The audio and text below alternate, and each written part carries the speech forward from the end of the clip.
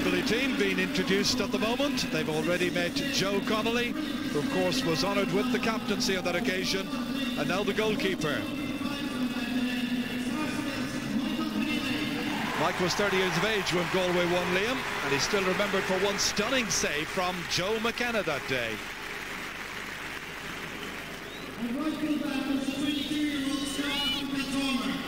Today, he's Galway's manager. Will you please salute Conor Hayes, who's represented here by his son, Kevin. Well, Conor was in Holland working when Galway qualified for that final, but an SOS was sent to get him back to Limerick. Forget the tulips, Conor, back with the hurling. A great man. And sadly, we lost him last year at the age of 54. Will you please salute Niall McInerney, represented here in Croke today by his son, Shane. Yeah, Niall was always one of life's gentle souls, always helpful when you meet him at matches or after matches, and snatched from life at an unfortunately early stage. A young Sarsfields man, just 24 years of age, gave a great performance at left corner back in the All-Ireland final. Will you welcome, please, Jimmy Cooney. And Jimmy, of course, was the first of the Cooney family to make a huge impression on major games at Croke Park for Galway and for Sarsfields from Boulogne as well. Here's a man who developed a huge following in his playing career. Loved a good, tight battle with a lively forward, and usually came off best. At the time, there was an ad for petrol running on TV, and people said, put a tiger in your tank. Galway always had their tiger. He was Sylvie. Wonderful hurler from Mealy Airport. Today he's the selector with the Galway team. Will you salute Sean Silk, represented here by his brother Michael. Sean was the quintessential centre-half at that time, playing the ball around with ease and accuracy and reading the game brilliantly. The 22-year-old hurler from Mullen had a fine game in the final. Today he too is the Galway selector. Will you salute, please, Seamus Cohen?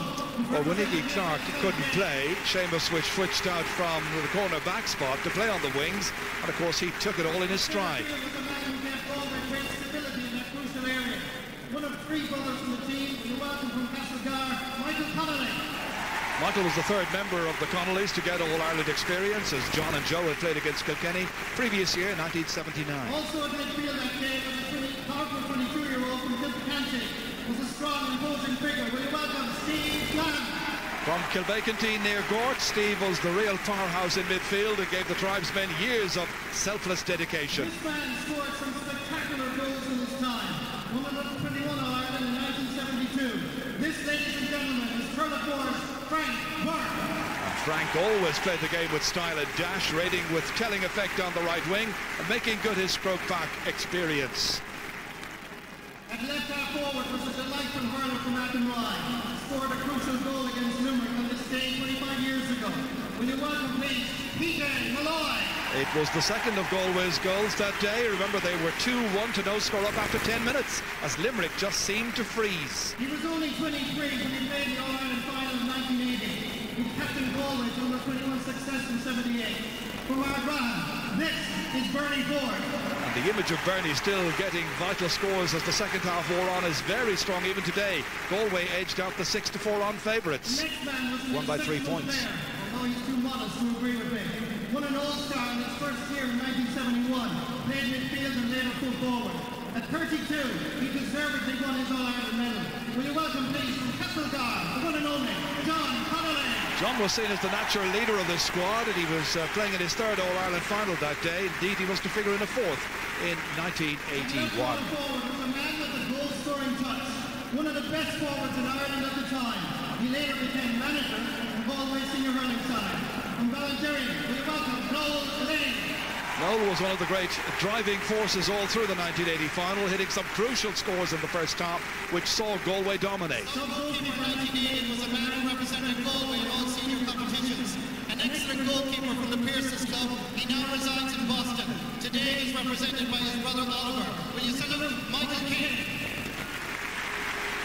Big occasion as well for all members of the family, representing others who can't be here for one reason or another. The next gentleman you all should know well. Former All-Star wing back in 76 from Ballinderry.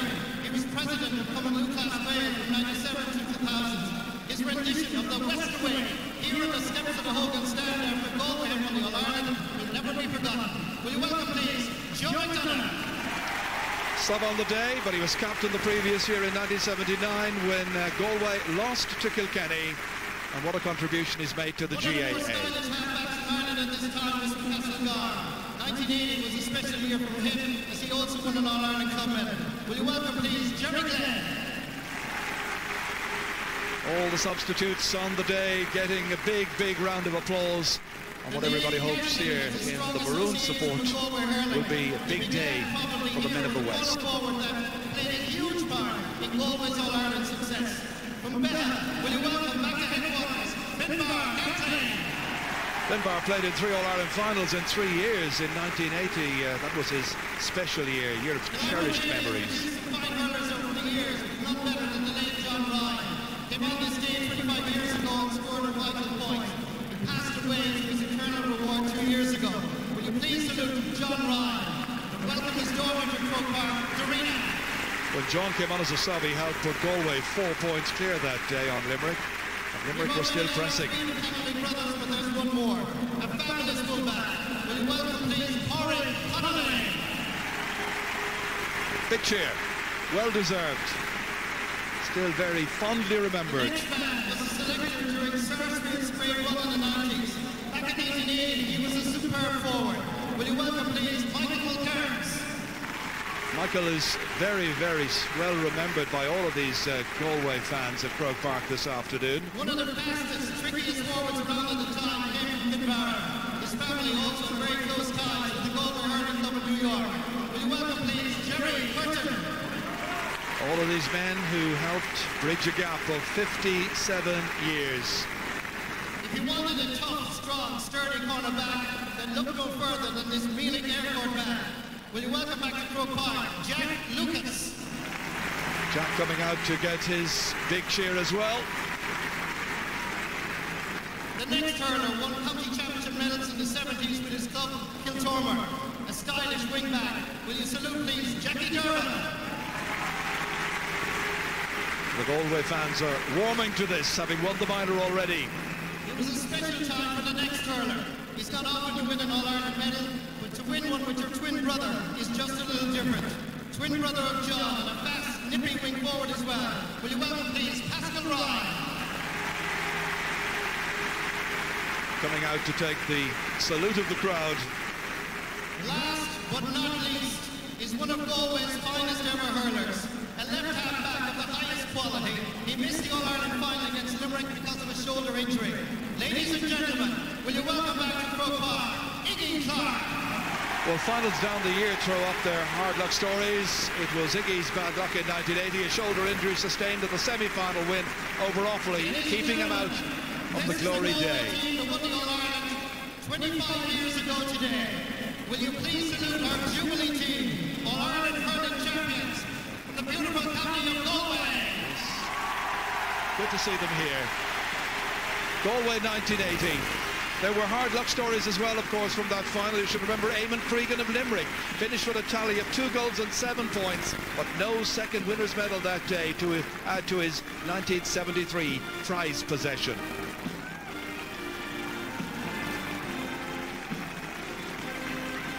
So off they go. The team that bridged a gap of 57 years. You know, during the 1960s, Galway played in Munster and they lost 11 of 12 games played then. And in the 70s, they embarked on a youth policy, won the All-Ireland Under-21 in 1992. The league final 3 years later. It was Galway's first league success since 1951. They reached the 1975 and 1979 All-Ireland semi-finals, and then under Cyril Farrell they won the Liam McCarthy Cup 3 times in the 1980s. And there are 2 men, I think, who deserve to be recognised as well with all of that. Inky Flaherty, Bernie O'Connor, and of course Phelan Murphy as well, selectors in the 80s. And you have young people following in, thousands of youngsters coming to see their new heroes, but it's only see the old ones as well. These guys want to make different legends, of course, here today. This is the Cork hurling team, and they are the All-Ireland champions.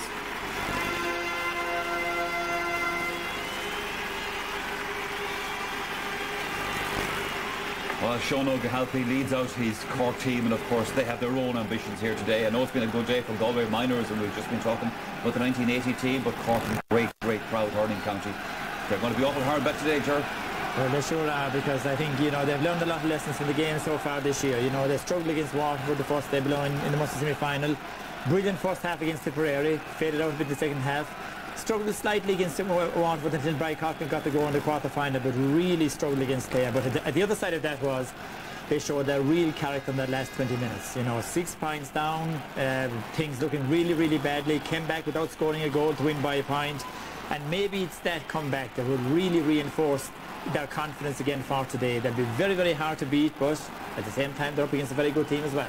They are, but 29 All-Irelands in Cork, and you can never have enough All-Irelands down there, I suppose. Yeah, well, the thing is, Michael, if you take Cork, Tip and Kilkenny out of the equation, you've only one left for the likes of, you know, Clare or Limerick or Galway. They are the hurling powers. But I think, like, if Galway can win today, Galway could become a new hurling power in the sense of a lot of stuff coming through. The new system suits them, and it's hard to believe. Like Galway last week, as you know, Michael, you're down there.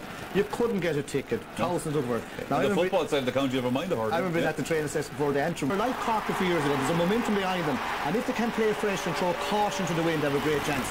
Cork are very, very confident, and the supporters last night were unbelievable. All of them was where they're sitting in the stands. Now, if this can get through to the team, maybe they're that little bit overconfident, but they are a very good side. But I think Galway operate with the best under that system. When they come in as underdogs into a final, most pundits are saying Cork are going to win today. So it's ideal for Galway, and I think they've kept their feet really well on the ground. Even after the semi-final, there was no big hoopla in the dressing room. They're out to win the All-Ireland this year, you know. So I think they'll come in here today. I don't think they'll be too affected by the occasion, and if they're not, we're going to have some game.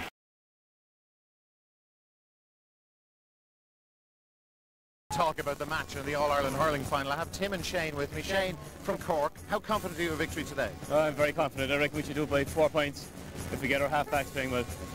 People are saying that Cork haven't played well all year, but they're still here in the final. Yeah, I think we're due a good game, and I hope that it's going to be today for them. What about Curran and Corcoran? They were taken off the last day, were they? Last the full 70 today? I reckon they should do, I reckon, yeah. They have big games due with us, yeah.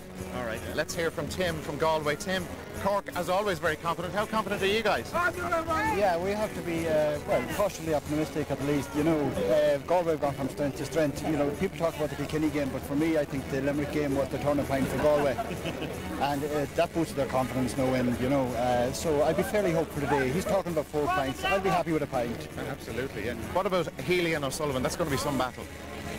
Yes, I suppose it would be one of the many battles, yeah. I suppose.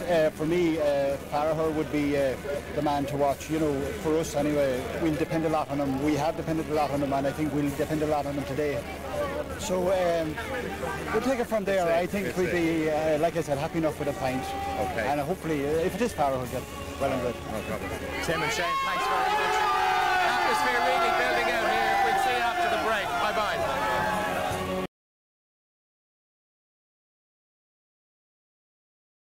Captain will be walking up the steps of the Hogan stand. It is Sean O'Halpine is the Cork captain, of course, Liam Donoghue from Clarabridge, the captain of Galway. We've been getting their views. There's a very good mood in the camp. You know, I think this year in particular, a lot of the players have just decided to take the responsibility on themselves instead of looking around to see who's going to do it for them, you know, and I think you know, it's good. You know, lads are really looking forward to the final now and giving it a lash.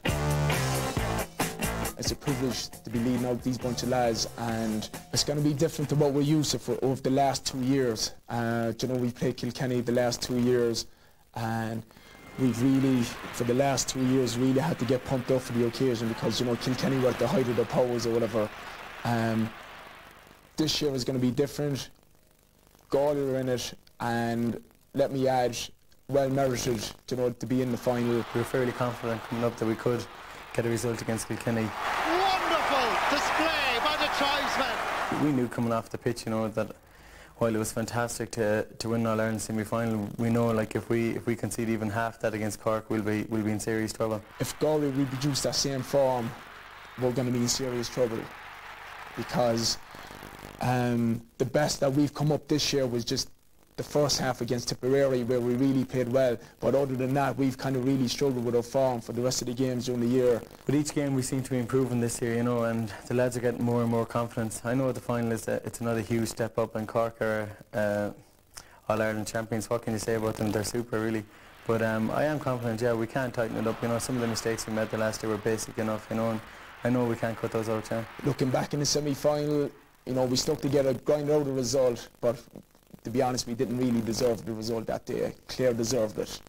In my view, you know, they played a better hurling over the 70 minutes, but just whatever we did for the 15 minutes was enough to win the game and just got us over the line. Cork come forward and Cork lead!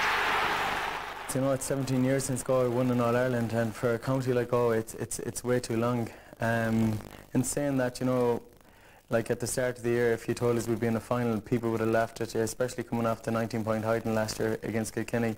But it just shows you, you know, the dedication and commitment the lads have put in for the last 12 months, and their just sheer hunger and desire to actually reach an All-Ireland final and hopefully bridge that gap. What I will say to the lads and what I've been saying for the last year is, you know, try to enjoy the occasion as much as you can, because you don't get many opportunities to play with your county on an All-Ireland final day.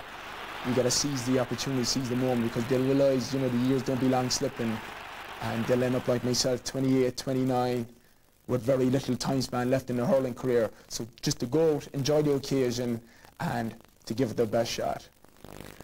Well, I suppose that's all you can expect of any team, and expect them to do. The toss of the coin between the two captains, Sean Oak and Liam, that we saw there in the shot just a little bit earlier, and Seamus Roach, the referee from Clonmel and Tipperary.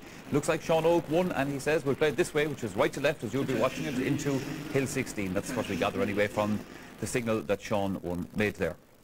Ger, who's going to win the match? Cork always go in that direction if they win the toss, and they've never lost the game when they play in that direction. So maybe maybe that's bad news to Get out. But looking at Galway, you know, they have all the attributes you need to win in All-Ireland. They have pace, they have skill, they have fantastic passion and teamwork this year. Maybe things they didn't have before. The one question I would have over them is, they have the teamwork, but have they the real desire or the confidence? I think it'll come down to confidence and temperament. Temperament could be the thing they would decide, because a lot of these are under one, when they got the finals, they didn't do too well. Now, Cork, on the other hand, have all of those. You know, we've seen over the last 3 years, they have everything it takes. And the fact that they survived the last 20 minutes against Clare is a massive bonus for them. So that is why they are favourites today. I'm surrounded by Galway people here. Everybody here is going for Galway. The vast majority of the whole country going for Galway. The poor rebels are almost abandoned. So I just stick with them for today. Well, I suppose all the people that go for one county, none of them can go down and puck a ball down there, sir. It's 15 against 15 for a start off anyway. That's for sure. I want to trap Ger straight away. The last time we were on television, he went for Galway to win, so now he's twisted back. But like, I know what he's saying, and he's saying that they are the facts. A lot today, Michael, is going to depend on how Galway handled Donal Logue Cusick puck-outs. Donal Logue is like a conductor of an orchestra. He has the calls, they have 9 or 10 worked out. If you go to the training sessions, you can look at them. Now, it depends on how Galway have worked on them, and if they're able to stop these fast Clare worked on that the last day. It worked. Clare did work out, because he very seldom lets the high ball into the half forward. And maybe today they'll change a small bit, but like, it's usually fast, it's usually low down in front, low trajectory, but he's conducting. Usually a goalie will get the ball, and maybe he's as far as he can, and if he's winning the spot, he'll keep going there. Tries to find somebody else. But Donal Logue plays the Galway's hands today if he does that. But he's going. But you know, and I know, he's going to try to do it. He's done it the last 3 years. And I suppose they have to stick to the way they had their broad plans. But they know that now. Galway know that now. Galway are going to cut out that today. I think he's going to have to go along today. Everybody in the country knows that Galway have fast pacey forwards. Everybody knows if the ball goes into them, they have a great chance. This is the big task, obviously, for Cork to try and counterbalance that. Yeah, Michael, Conor Hayes' philosophy of hurling is very simple. He's at the backs to keep tight, which he did in the last. They have to tighten up. Get it fast as they can into the forwards, into open space. Our forwards are getting onto open space. Galway running through, little hand passing over the bar, or going for great goals being scored. But a lot depends on the space, how fast the ball comes, and the space that's created up front. I think today Donal Cusick will hold, especially his full back line, straight and hold them back in, not to be caught out. In other words, cover the space, and don't let, if Galway come run, let them run down into channels, kind of cul-de-sacs rather than straight on. It's going to be, there are two different styles. Cork, for once, are playing a possession game, which is neutral Cork, and Galway will be letting it fly. And some fascinating matchups as well. Alan Kearns, we just saw a brief shot of him there. I mean, the Galway half forwards played very well the last day. This is where Cork need to straighten themselves up as in the half back. And you know, we'll all be watching Ronan Curran for the first 15-20 minutes today. You know, started off reasonably well against Clare, faded out of the game. David Ford, almost one of the hurlers of the year so far this year. Richie Murray, Alan Kearns, fantastic pace there. John Garner has held that half-back line together so far this year. The other two have to step up to the plate. If they do and become the half-back line of last year, then they will be very, very dangerous. We're all looking forward to the match. So, of course, is the President, Mary McAleese. She's with Sean Kelly and taking the salute.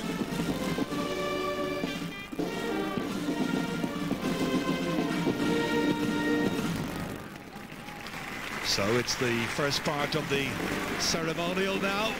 The introduction of the two teams to President Mary McAleese, accompanied by Oak Tyrone, Common Luke Glasgow, Sean Kelly. Part of the ceremonial, as I say, that will finish this evening with the presentation of the cup itself. So Sean O'Halpine, the first to introduce his colleagues as we await the 33rd and final game in this year's Guinness All-Ireland Hurling Championship. A year where qualifying groups were introduced for the first time with, I suppose, what you might consider moderate success. I'm sure the makeup of these two sections will be looked at again over the coming weeks and months. It was a championship which took on new life at the quarter-final stage, and there followed two excellent semi-finals. The aggregate score of 9-36 in the Galway-Kilkenny game was the highest for an All-Ireland semi-final ever. Seamus Roach from Casheelan in County Tipperary introducing his officials and his four umpires as well. PJ Condon, Tommy Lonergan, Peter Moore and Ger Hennebree. Big day for them as well, as the president now meets Liam Donoghue, the 31-year-old captain from Galway. All of this, the build-up and so on, leaves a couple of unanswered questions, I suppose. Do Cork, who struggled to beat Clare, have a really big 70 minutes left in them this year? Is the weariness of being in three finals in successive years beginning to take its toll?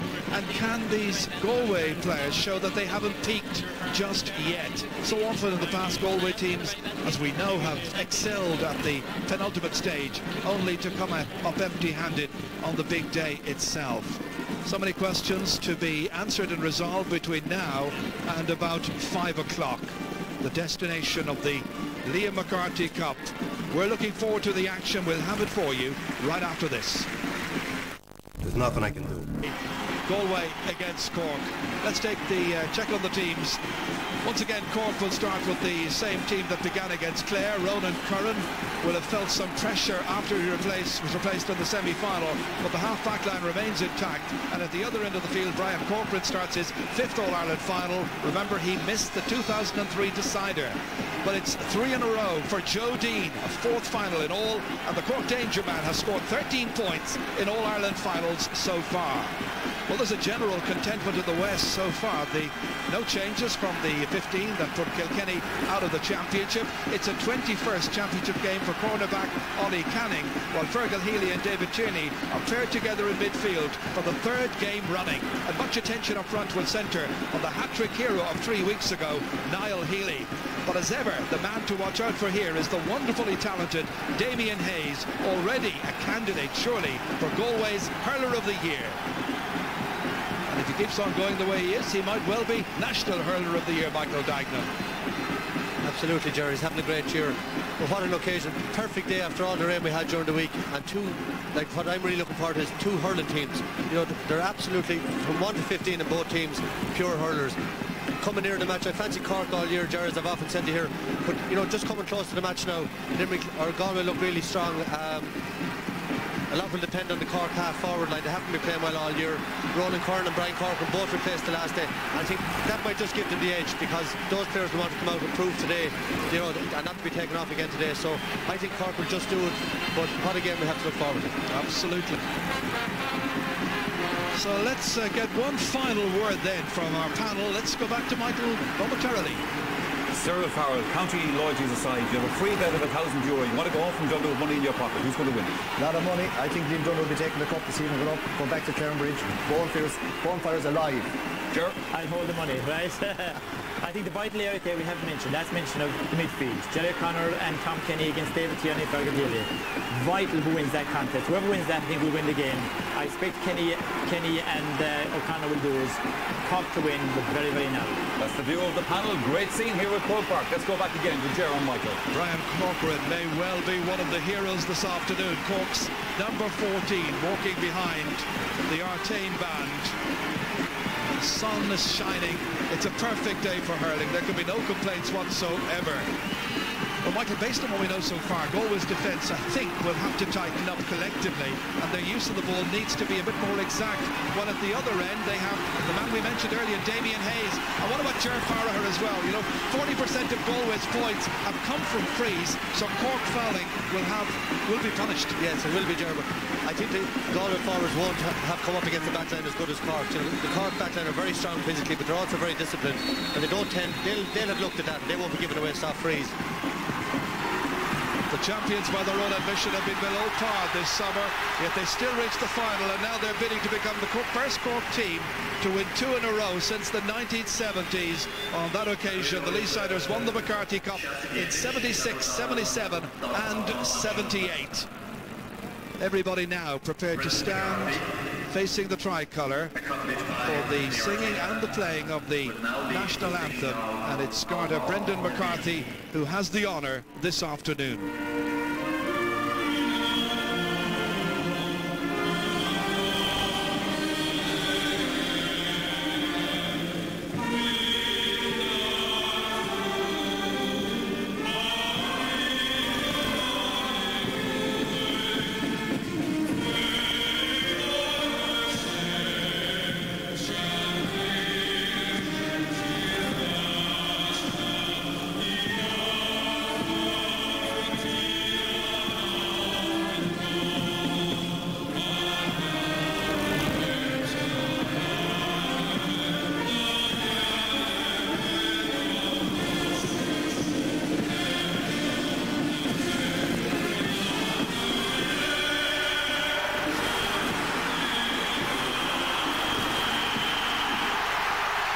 Cork and Galway rivalry stretches back over 100 years. Only 5 of their meetings have been in the All-Ireland final itself. 1928 and 29, 1953, and more recently 1986 and 1990. Seamus Roach, the referee in charge. Huge sense of expectation. And already it's hotting up down there, a bit like the semi-final. They're at it again before we can even get underway. And Seamus Roach again looking at his watch.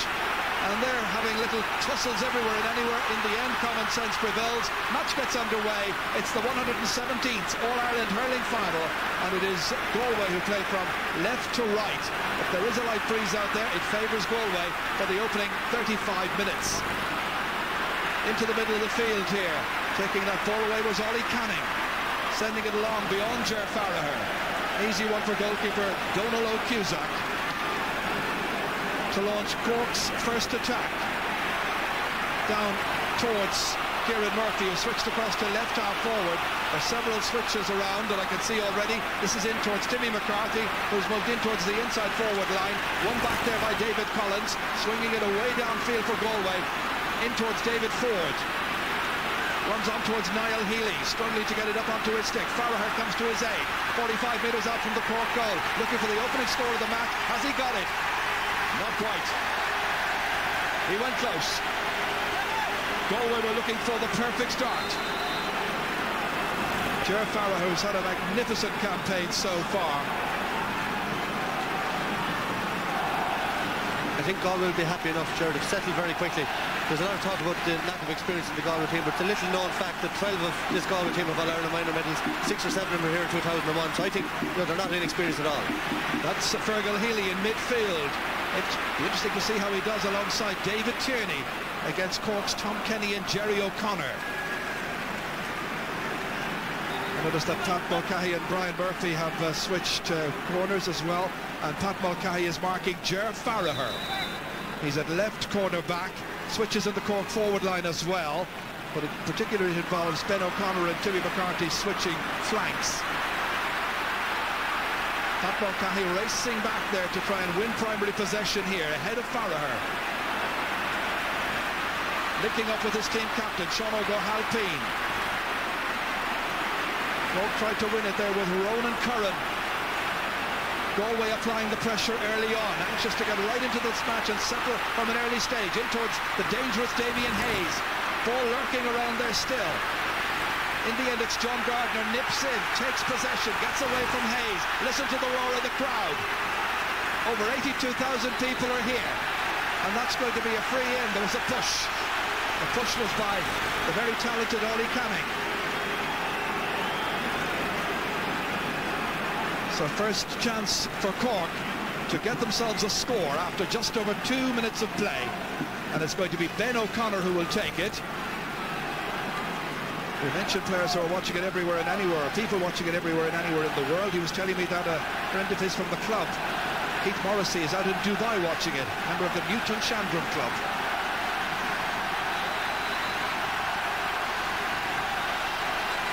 Well, he's giving it maximum care and maximum attention. Every opportunity could be crucial, and Ben has taken the first scoring opportunity, and Cork have taken the lead. Happy fans up on Hill 16. Hill 16 today is a mix of maroon and white and red and white, and there's some Limerick support in there as well. Limerick who did well, but not quite well enough in the minor final, which was won by Galway.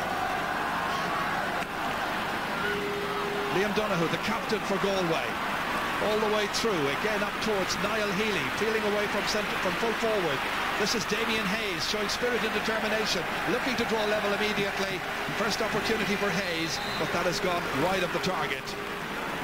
Well, he really is quite a classy player and a very dangerous man. Very brave forward as well.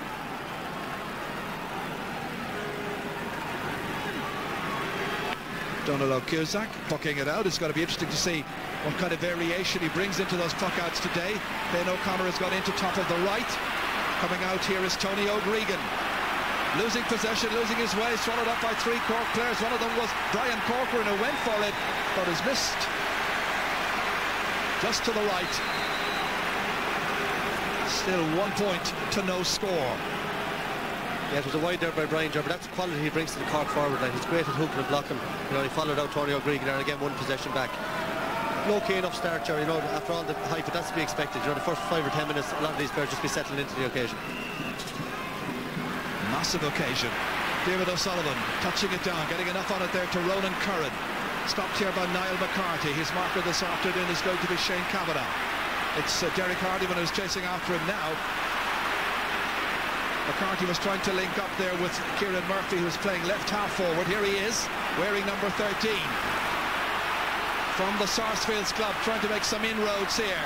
Looking for a second score for the Cork team. And that's going towards the right. 2 wides now for Cork.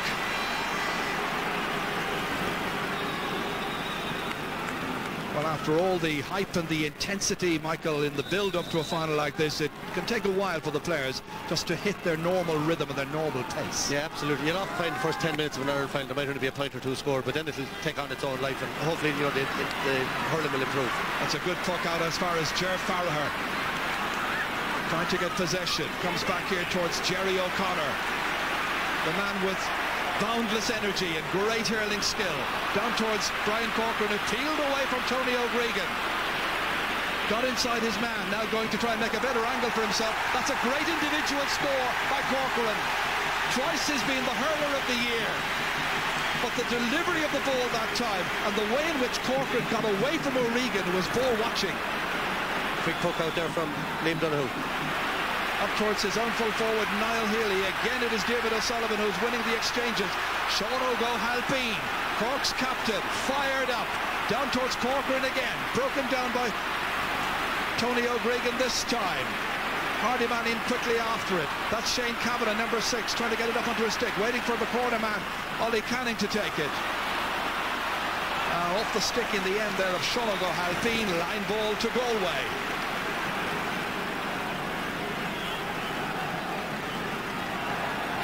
Each side trying to establish early mastery, and Cork will be the happier. Although Galway have shown plenty of spirit and resolve, but so far they failed to breach that very strong Cork defence. Richie Murray coming up to take this one, playing in his 14th championship match. Good ball in. Alan Kearns turns. That's the score Galway needed to settle them down after 7 minutes. Good play by Kearns, using his experience well. From the line ball, went straight into him, turned his man there, who's John Gardner. Not easy to do. Good score, 2-1.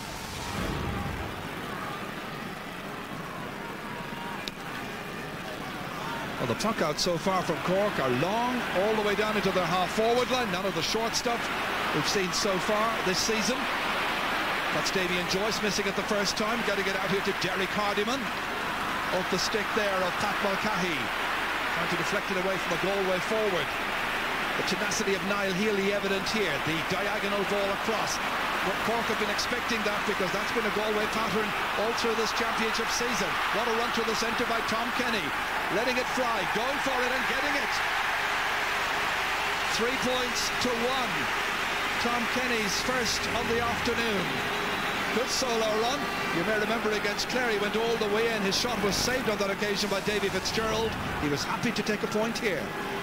Yeah, it's a great score, Ger, and the Cork midfield definitely have the better of the early exchanges. Neither David Turner or Fergal Healy have managed to get on any ball yet. Galway making a nervous start, but then they made a nervous start against Kilkenny as well, and we know what happened afterwards. That's a line ball to Cork. Derek Hardyman arguing the point. Decision a good one. I think it's a good move by Cork, Ger, switching Brian Murphy over onto Damien Hayes. You know, Pat Mulcahy, very good player, but he's big and strong like Farragher, and Murphy's a much better man marker. So it's a very, very clever move and working well for Cork so far. There's also a physical similarity between Murphy and Damien Hayes. This is won by the Galway number 2, Damien Joyce, almost losing his way, needing assistance, getting it from David Collins. Good ball down towards Niall Healy. But the break's been picked up by the Cork half-back line. Sean O'Halpine lashing it away down the field towards Corcoran. Beautiful balance, what control. Free man outside, Niall McCarthy. That's a classic score. That's as good as you'll find anywhere. It's his 7th point of the campaign. But what a contribution Brian Corcoran made to that point by Niall McCarthy. Jaron, it's very apparent Cork are playing a much more direct game today. You know, Sean Ovens after getting 3 or 4 balls straight in on top of Brian Corcoran, and he has the experience in there and the physical strength. And what skill! He's obviously out to prove a point today. He'll be very disappointed taking off the last day. But brilliant score there from Cork. Liam Donoghue from Claren Bridge. That's batted in midfield by Jerry O'Connor. Cork winning the exchanges. Timmy McCarthy now. His duel this afternoon is against David Collins. He's 1 of 3. Very game player, Timmy McCarthy. 28th championship match this afternoon for him.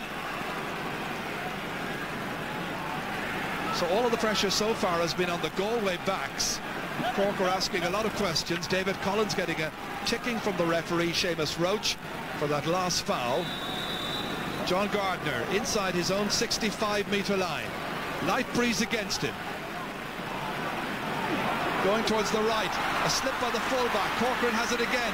It's causing problems for Tony O'Gregan. This time, no problems with the final shot from a Galway point of view. But 3 between them after 10 minutes. Again, a quick puck out here. Galway are trying this tactic and Cork are responding. Ronan Curran. It's a great run all the way down by Ronan Curran. What a block that time by Derek Hardyman. Goes back to Timmy McCarthy on his left-hand side. Over the bar and everything is going right for the champions. Cork are flying. They've made the best start. Yeah, and John, I think what's very significant, Timmy McCarthy, Niall McCarthy, Ronan Curran, Brian Corcoran, all players that, you know, their form has been questioned coming up to the final. Every one of them have started very, very well. Just see Derek Hardyman coming across there. It's the 3rd block at Ronan Curran. But Timmy McCarthy has scored now. Niall McCarthy has scored. Corcoran has scored. Curran has settled in well. Sean Og is back to his best so far. So ominous for Galway at this stage. That runs all the way through towards Niall Healy. He limps from that. He's fouled. It's going to be a free from the 20-metre line. Galway need to tag on a couple of scores quickly. They also need to keep their composure and realise that with a 70-minute game, there's a long, long way to play. Dermot O'Sullivan has been ticked for that last foul on Niall Healy. It gives Ger Farragher a chance to tap this over the bar. Waiting for the running repairs to be completed, but what a good start by Brian Corcoran in that duel with Tony O'Gregan. Tony Og has been tried in several central positions this year. Farragher has been masterful from frees. Good free, nicely put over the bar. Not the easiest on that side for a left-handed striker, but he's done well. 5-2.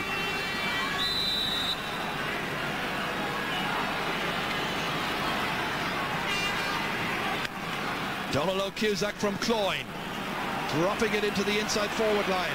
Again, Derek Hardyman does really well. Good ball up towards Ger Farragher, trying to steal a march on his man, but it's Diarmuid O'Sullivan in there in the thick of the action. Ronan Kern trying to roll it up onto his stick, the number 6. Galway persisting, comes out towards Sean O'Halpine. Dances out of trouble, uses the short passing movement. Galway were anticipating that. They converged on him quickly, but there was a foul rather than a fair shoulder to shoulder. It was a shoulder into the chest. The rock was not going to be moved with this challenge here by Richie Murray. It was a hefty hit on his injury over the course of the game. You know, a few of those hits will take it out of you. But I think the Galway halfbacks, they need to get into the game. Derek Hardiman is doing quite well, but Shane Cavanagh and David Collins, you know, aren't getting on the ball, and they have to start dominating in that area to get themselves back into the game. The problem has been, of course, it's very difficult to say who is Galway's centre halfback all through this championship. They've varied it quite a bit.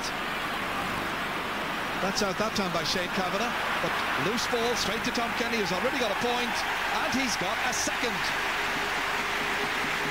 2 out of 2.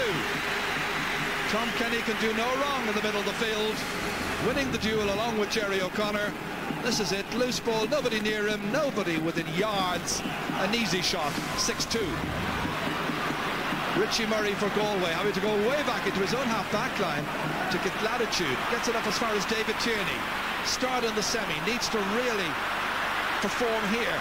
Fergal Healy blocked down, chance to pick it up again, challenged by Jerry O'Connor, runs loose towards Niall Healy for Galway, but it's Jerry O'Connor is back there, winning it again, linking up with his goalkeeper Donald O'Cusack, a huge long relieving clearance. Galway have players in strong numbers back there in that left half back position, but Cork still managed to win it, and it's freed up as far as Brian Corcoran, into space. Niall McCarthy suddenly popping up atop of the right, and if he won that one, I think he should be in Shelburne Park next Saturday night for the Derby final. Puck out to Galway, and they've taken it again very quickly. 3 in a row now, and Cork were falling asleep somewhat. Diarmuid O'Sullivan rises up to that long ball in from Hardiman. It comes back towards Ger Farragher, quick as you like. Farragher crisply delivered it over the bar, and he's got 2. And it's 6-3. And a bit like the semi-final between Kilkenny and Galway, the mastery by one team, but Galway are only 3 behind. Yeah, there's only 3 points, but I think it's interesting. We expected Cork short game and the Galway more direct, and it's complete opposite. Galway are working short puck-outs, and their midfielders are trying to go very, very deep to create room for their half-forward line. So it's an interesting clash of styles, but it's completely different from what I expected. Brian Corcoran out to Niall McCarthy. He's got a man over. That was Ben O'Connor, blocked down well by Ollie Canning. Coming in there like a truck was Shane Cavanagh, linking up once again. Diarmuid O'Sullivan back down defiantly, runs all the way through, dangerously in there. A chance here, and Ben O'Connor has scored. The opening goal of the game is Ben O'Connor's in the 16th minute. Well, the defence was in bits, and Ben was in for his 3rd ever championship goal. Look at the amount of space. Galway were all over the place. From Diarmuid O'Sullivan's long ball all the way through to Ben O'Connor, and he gleefully put it into the back of the net. Damien Hayes trying to touch it down, waiting for David Ford to come onto it. Now it's Alan Kearns. He's got a goal chance. Great save! Good save by Donald O'Cusack. Galway have it again, picking it up here with Ger Farragher. Blocked down by Sean O'Halpine. Going back is Jerry O'Connor. Blocked down again by Farragher this time. Everybody putting their lives on the line, as it were. Brilliant. Totally committed play by both teams. But that is some few minutes. The Cork goal and a brilliant save at the other end immediately by Cusack. Yeah, Jared, the Cork goal made by a brilliant clearance by Diarmuid O'Sullivan, got out in front of Niall Healy. But I think Alan Kearns should have carried the ball in. He hit it a bit early. He was straight through on the goalie, and he poked it, and a nice height for the goalie. Good save by Donald Logue, but you know, if he carried it in a bit closer, I think he would have had an easy finish. Derek Hardiman lobbed in there. Galway looking for something special here, but again repelled. John Gardner getting it out to the other wing back, to Sean O'Halpine. Pat Mulcahy keeping it low down towards Dean, and Dean has stepped out over the line, and it's going to be a line ball for Galway. Oh, he's changed his mind now, and it's going to be, yes, it is a Galway ball. Originally, I think he was giving it to Cork. Here's Alan Kearns out there. Just watch him say, know, maybe he hit it at the right time, looking at the replay there, but you know, if he put it down lower, he left a nice height for Donal Logan, a good save. And the story of All-Ireland hurling finals is littered with wonderful saves by goalkeepers like that can turn matches. But it's an early stage in the game. We're talking about turning points. Here's Damien Hayes, and that one has gone wide. Galway will have to keep their resolve and their confidence now as high as possible. That's a third wide for them. Jerry, if you look down the field now, Cork, there's only 4 or 5 of the Cork forwards within their own half of the field. They're making loads of room for the forward line, and they're dragging the Galway backs all over the place. Yes, the Cork half forwards have gone in towards midfield to allow as much space as possible. But David Collins now countering attack, and the referee has spotted something inside. I think it's O'Sullivan and Niall Healy. It is, and David O'Sullivan, who's already been ticked, is now going to get a card. Good vigilance by Seamus Roach. He was a good 50 metres away from that, but he saw it, and David O'Sullivan is on a yellow card. I think that's the battle of the game so far between Dermot. Niall Healy has been out in front 3 or 4 times. Dermot made the clearance for the goal. Great battle going on there, and young Healy's only 19, 20 years of age. Niall Healy, who got those 3 goals against Kilkenny. Ger Farragher, 2-9 that day, and that's swept beautifully over the bar. That's his 3rd point of this match, and it's 1-6 to 4 points.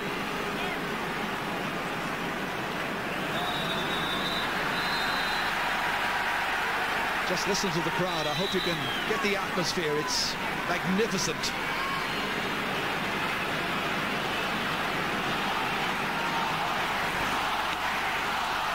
Again, the goalkeeper goes long and look for the space, and 2 Galway players go for the 1 ball centre half and full back, but in the end, fortunately, it breaks to Fergal Healy up towards Damien Hayes. Ronan Curran trying to get it up onto a stick, succeeds. Out as far as Jerry O'Connor. Got to turn onto his favourite right side to Tom inside, this time towards Kieran Murphy. Down towards Ben O'Connor, the goal scorer, breaks kindly for David Collins, and a good clearance by Collins way back. But again, it's Cork who are picking up these loose clearances by Galway backs. That's been a problem in the past for them. Here's Timmy McCarthy, the little hand pass in to Tom Kenny. Then the race through the centre. A couple of Galway players converging, but never getting quite tight enough. It's gone wide in any case. But Tom Kenny is enjoying the latitude of coming through, and his marker is David Tierney, and he's not getting in to pin him with tackles. Conor Hayes must be concerned. Sean Silk there alongside him. Jared, it's very unusual for an All-Ireland final that's so loose so early in the game. You know, there's an awful lot of room out there, and both sets of midfielders are playing very loose. They're all travelling all over the field, looking to pick up loose ball. This time it's Ronan Curran was waiting. Nipping in instead is Richie Murray. Again, the diagonal ball in, and Diarmuid O'Sullivan batting it out into the middle. Ronan Curran picking it up. He's been suffering from an injury for much of this season. Back to his best, Cork are hoping. Derek Hardiman superb at right half back. Again, angling it in there. Time and again, they're trying to pick out Damien Hayes. He's moved out of position at the moment. Kearns nicely into Niall Healy, given space, and he makes the most of it. Niall Healy's first point. Galway needing that break, and there's only a goal and a point between the teams. Yeah, Gerard, I think Galway have settled well now since the goal. They've scored the last couple of points, and they're beginning to find their feet. The Derek Hardiman in particular is keeping them together in the half-back line. Yes, they've got that cohesion going, and they're getting the confidence. And now there are 3 of them waiting for it in the middle of the field. Alan Kearns, one of them. Target practice, but dropping it short to Donal Cusack. A mistake by Galway, because it allows Cork now to counter-attack productively all the way down towards Brian Corcoran. They wait for the breaks in the half-forward line. Dean nipping in, haven't seen too much of him so far, although he was close when the goal was scored by Ben O'Connor. It could have been his as well. An unfair shoulder, the referee has decided. He's having a word with Damien Joyce, and he's checking him for his troubles. It's Dean against Joyce, and it gives Joe Dean an opportunity to get his first point of the match. A free from just inside the 45-metre line, straight in front of the goal. Rolled up confidently and struck expertly. 1-7 for Cork, 5 points for Galway. See, David Ford has been moved out of centre forward with a switch there with Richie Murray straight away. You know, it just shows you coming up to the game, Ford having the year of his life, Curran under form, and next thing Curran, you know, after 20 minutes completely dominating on the switch there straight away. David Ford has gone to right half forward. His marker, Sean O'Halpine. Following the flight path here of this ball, Brian Murphy came to try and collect. Instead, it's John Gardner, flicked across to Sean O'Halpine. David Ford chases after him, but in vain. Ollie Canning coming to take this. Little hand pass as far as Alan Kearns. Two experienced men. Two men who were there in 2001 when Galway lost the final that year to Tipperary. They don't want to see it happen again. And his hands go to his head. That missed effort by Alan Kearns. It was a really good chance. Roger, they've had a few bad wides down that side. Damien Hayes has had a couple of wides, and now Alan dropped the previous ball into the goalie and it ended up in a free over the bar. He's had 4 shots so far, Alan Kearns. He's made 1. Yeah, and he's that type of player, He can score 4 or 5 points and a half very easily, but he's missing a few chances there today. Again, it's Niall McCarthy adding to that against Shane Kavanagh. Went off the Cork man's stick. Line ball to Galway. The linesman across there is Barry Kelly from Westmeath. Well, the Galway fans looking for their team to produce something special, and they're trying to give them every bit of encouragement and support that they can possibly find. Damien Hayes, he's been double marked over there, and there was a push into his back. Just off shot, I could see Alan Kearns trying to gee up the crowd as if to say, come on, get behind us even more. Here he is, ready for this free, which will be taken by Ger Farragher. Nicky English there and Anthony Daly, men who have sampled the joy of being here on the big day before, winners both. It's very unusual to see the two of them talking to each other, been nice and polite. There wasn't much of that over the years. Ger Farragher putting this one over the bar. 4 points now for Ger Farragher, 3 of them coming from frees. So again, only 4 between them. Ger Farragher 100% from the free so far. Real cat and mouse situation. Cork thought they were going to be able to steal a march, but you don't do that in an All-Ireland final. Galway, very game, very talented, very young side. Brian Corcoran to Ben O'Connor, who switched across, effortlessly struck, beautiful point. A goal and 2 for Ben O'Connor. Made for him once again by Brian Corcoran. He is starring there in that duel against Tony O'Gregan, and Ben 3 from 3. Liam Donahue hoping to be the first winning captain who played in goal of a hurling final, I think since Noel Skehan did it in 1972. Paddy Barry was a goalkeeping star and captain of Cork 2 years earlier. Here comes Damien Hayes, lobbed inside here well towards David Tierney. We haven't seen much of him so far. Here he was almost hooked. Lost it anyway because of the presence there of Brian Murphy, and it comes out to Brian Murphy again. Good play by Murphy, out to John Gardner, and it's swept away out as far as Tom Kenny. 3 players getting the ball down long. Brian Corcoran keeping it in play, but straight at the legs of Tony O'Gregan on his left-hand side, delivering a good ball down towards Alan Kearns. Good catch, but had he stepped out over the line, he had. Feeling his shoulder. That's a free in, Jerry. Yeah, the challenge must have come in late that time, and it was an illegal challenge. Yeah, here's David Tierney. I think he should have taken an easy point. A great hook there by Brian Murphy following back. Maybe Tierney better looking out to get a free in there, but they've got one here now out on the sideline. I'm just wondering now, Joe, will we see Kevin Broderick introduced, maybe before half-time even? I think that Galway could do with him. I know from people in the West they were saying they just can't wait to see Kevin Broderick come on, but he's had an operation during the summer, and when he comes on, just listen to the cheer. If this goes over, listen to the cheer for Galway, and it has, and it's Ger Farragher again. 5 points for Ger Farragher, their leading scorer, and the only other points have come from Niall Healy and from Alan Kearns. Look at the style here. He's one of the great strikers of the ball, Ger Farragher. Real stylist, real talent. Cork again putting the pressure on the Galway half-back line. They're working very hard this afternoon. not allowing Galway to settle. Timmy McCarthy earning the plaudits that time.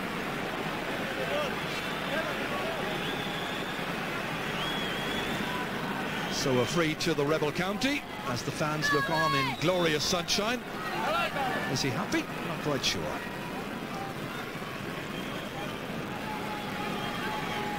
Well, Ben O'Connor is going to come out to take this one. Jerry Wallace, one of those in the background of the Cork trainers, along with Sean McGrath.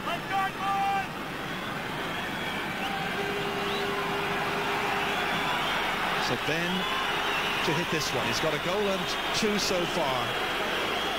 Very near the sideline, and the Galway fans think he's taking too long about it and time wasting. But he's put it over the bar. Another one from Ben O'Connor, last year's captain. Puck out taken quickly from Derek Hardiman away down the field. That's going to be the Galway tactic. This is Damien Hayes. Hasn't scored so far. Needs a bit of support. Coming through was David Tierney, and that's over the bar from Tierney.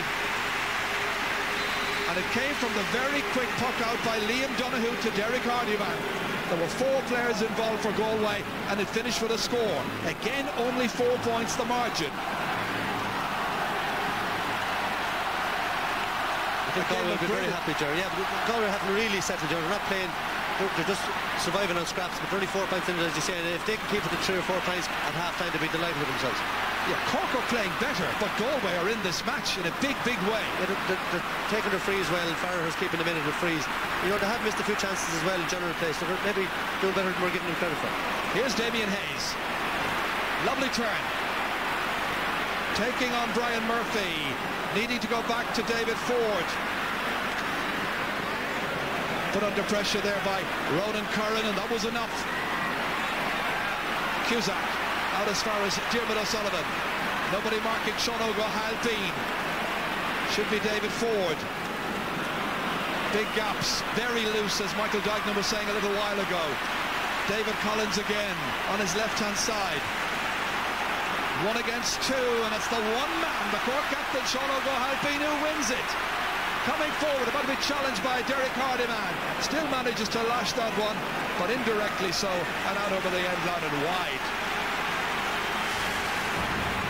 Look at this for a catch, and there were a couple of more Galway players around him when he was getting up that time. Yeah, he's a lot sharper today, Jordan. I've seen him all year. Bad wide there at the end of it, but it was worth probably having a go. Yeah, but it must be frustrating for the inside forwards like Joe Dean and Brian Corcoran when those would go straight over your head. Yeah, absolutely. And, you know, Galway put a couple of balls into Donald Cusack as well. You know, it's better off playing it in front of the full forward line. Sean O'Connor got his first point during the summer from play, so maybe he's getting a bit carried away. Well, he's got 2 so far, Michael. Oh, he's got 2 so far. Yeah, he got another one in the semi-final. He's obviously trying to make it 3. Well, John Gardner coming across to take the sideline ball. Cork are in no particular hurry. They're delaying quite a lot on all of these, what you might call set pieces, frees and line balls. This one's a line ball. Frustrating some of the Galway followers. And that time Timmy McCarthy was going in on that. It's going to be a throw ball by the referee to end the uncertainty. Thumbs up from some young Galway fans and a Cork fan there as well. Now Damien Hayes swiftly delivered into Fergal Healy. The midfielder crisply strikes and puts it over the bar. His first, reducing the leeway. A goal between the teams. That goal scored after 60 minutes by Ben O'Connor. Yeah, Jared, I think after Cork dominating the middle of the field in the first 20 minutes, in the last 10 minutes David Tierney has had a point, should have had a second one, and Fergal Healy has gone on there. There's so much room in the middle of the field. It's ideal for hurlers like Fergal Healy, who's so skillful. He'll get a lot of ball if it stays loose. Mention of skill, that's a very skillful cornerback, Damien Choice. And there's free to Cork. Ronan Curran was fouled. Referee having a word with one of the Galway players. It's David Ford for striking out that time, and Ronan Curran is shown in the book, so it's a ticking. No more of that, or you'll get a yellow like Diarmuid O'Sullivan got earlier. It was more of a throwdown than anything else, wasn't it? Yeah, he was just facing the wrong way, and you know, he wasn't really watching the ball, but there wasn't much in it. So running repairs for Ronan Curran at this stage. Taken over the last 2 matches after making a very bright start. John Allen, who had to make those tough calls in the semi-final against Clare. St Finbarr's man. John Allen is a St Finbarr's man as well, as indeed is Ger Cunningham, one of the 5 selectors. Well, Ronan's okay, and it's going to be a free to Cork, and it'll be John Gardner from the Piercing. Again, the crowd here raise the decibel level. It's a big one from John Gardner, but going to the right, and he has put it wide. Cork had much the better start to this game, but they've now 7 wides. They've still got a goal up, but Galway have come back strongly. Referee having a quick word there. I'm sure he's probably telling the 4th official how many minutes to be added on. Well, actually, Joe, he pulled for the short puck out there, and all the players weren't outside the 21. You know, it's a very easy tactic. If the opposing team want to stop a short puck out, all they have to do is stay inside around the square, maybe the full forward or whatever, and the ref has to blow it up then because they're not outside the 21. Brian Murphy under pressure. John Gardner coming in to help him, taking it away from him, linking up with Diarmuid O'Sullivan. Diarmuid O'Sullivan on his left-hand side, straight there beyond Kavanagh. Didn't cut it out, but Ollie Canning was coming in behind him to help. Now, Fergal Healy, blocked, hooked. Comes back out towards Jerry O'Connor again. And that time, Jerry O'Connor takes too many steps, and it's a free to Galway. There will be 2 added minutes to be played at the end of the 35. And Galway will hope to eat into that Cork lead with this upcoming free. They brought Ger Farragher all the way back into their own half back line, as it were, as Ben O'Connor is being treated for an injury. Farragher hitting. He's got the length. He hasn't quite got the accuracy. Gave it everything he had. Still 1-9 to 9 points. Even the umpire that time was telling the forwards to get outside the large rectangle while the puck out could be taken. In scoring chances so far, not much between them. Galway have actually created more scoring chances, 17 against 16 for Cork. And Galway have a chance of getting another. Into the corner, and Diarmuid O'Sullivan moving across there almost nonchalantly. Strong fellow. Out to Ronan Curran. Way down again. Into the inside forwards, won by Ollie Canning. Comes back out here again to Tom Kenny. Cork's midfielder taking on David Collins, very near the sideline. Racing through Tom Kenny, awkward angle. Leaving it in towards Joe Dean, cut out brilliantly by Damien Joyce. Otherwise, Dean was in for it. It's Ben O'Connor, Ben O'Connor instead. Hand pass back, however, here to his brother, Jerry. Little block on it. Stopped once again here, this time by Tony O'Gregan.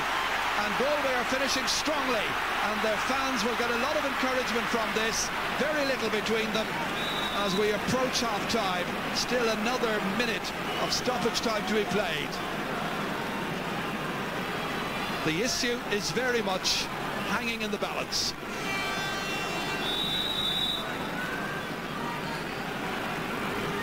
Well, it's a very, very competitive game, if somewhat loose. Sean O'Halpine towards Timmy McCarthy this time, taking it down, getting onto it himself. Up as far as Niall McCarthy, Cork's 40-yards man. Almost taken away from him by David Collins, but it's taken away by Derek Hardyman. Nicely inside here, broken down by Niall Healy, coming across as Brian Murphy. It favours Ger Farragher. Got to be challenged by Ronan Collins. He's fouled. It's a free in. And it's a sure Galway chance of getting another point here. Was there a tangle of legs there? Worth seeing that in reprise. Referees having words anyway. And more than that, shown the notebook there to Ronan Curran. Well, it's a big game for Seamus Roach as well. I think in the semi-final between Kilkenny and Galway, he was accused maybe of losing a bit of control during the second half. But I've noticed since the start of the game, every sort of tussle has been given frees. I felt myself there's been 3 or 4 frees during the first half that were very marginal. You know, they were just small enough clashes. Well, it's hard to see what that one was for, but anyway, Ger Farragher has put it over. He's got 6 points. And the difference between the teams right now, just 2 points approaching the break. There was the contact involving Ronan Curran. He was ticked for that. And final seconds of the first half, in the 117th All-Ireland final.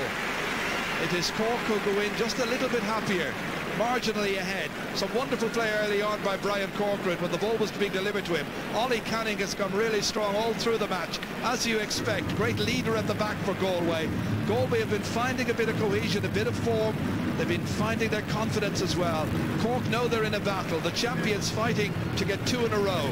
Yeah, and I think Galway will go in happier. There were 6 points down after Ben O'Connor's goal. They've been back to 2 points, and they're just really getting into the game in the last 10 minutes. And they'll probably gain comfort from the way they finished against Tipperary as well. They'll take confidence from that. And don't forget the Donal O'Cusack save, which was another key moment in the opening 35 minutes.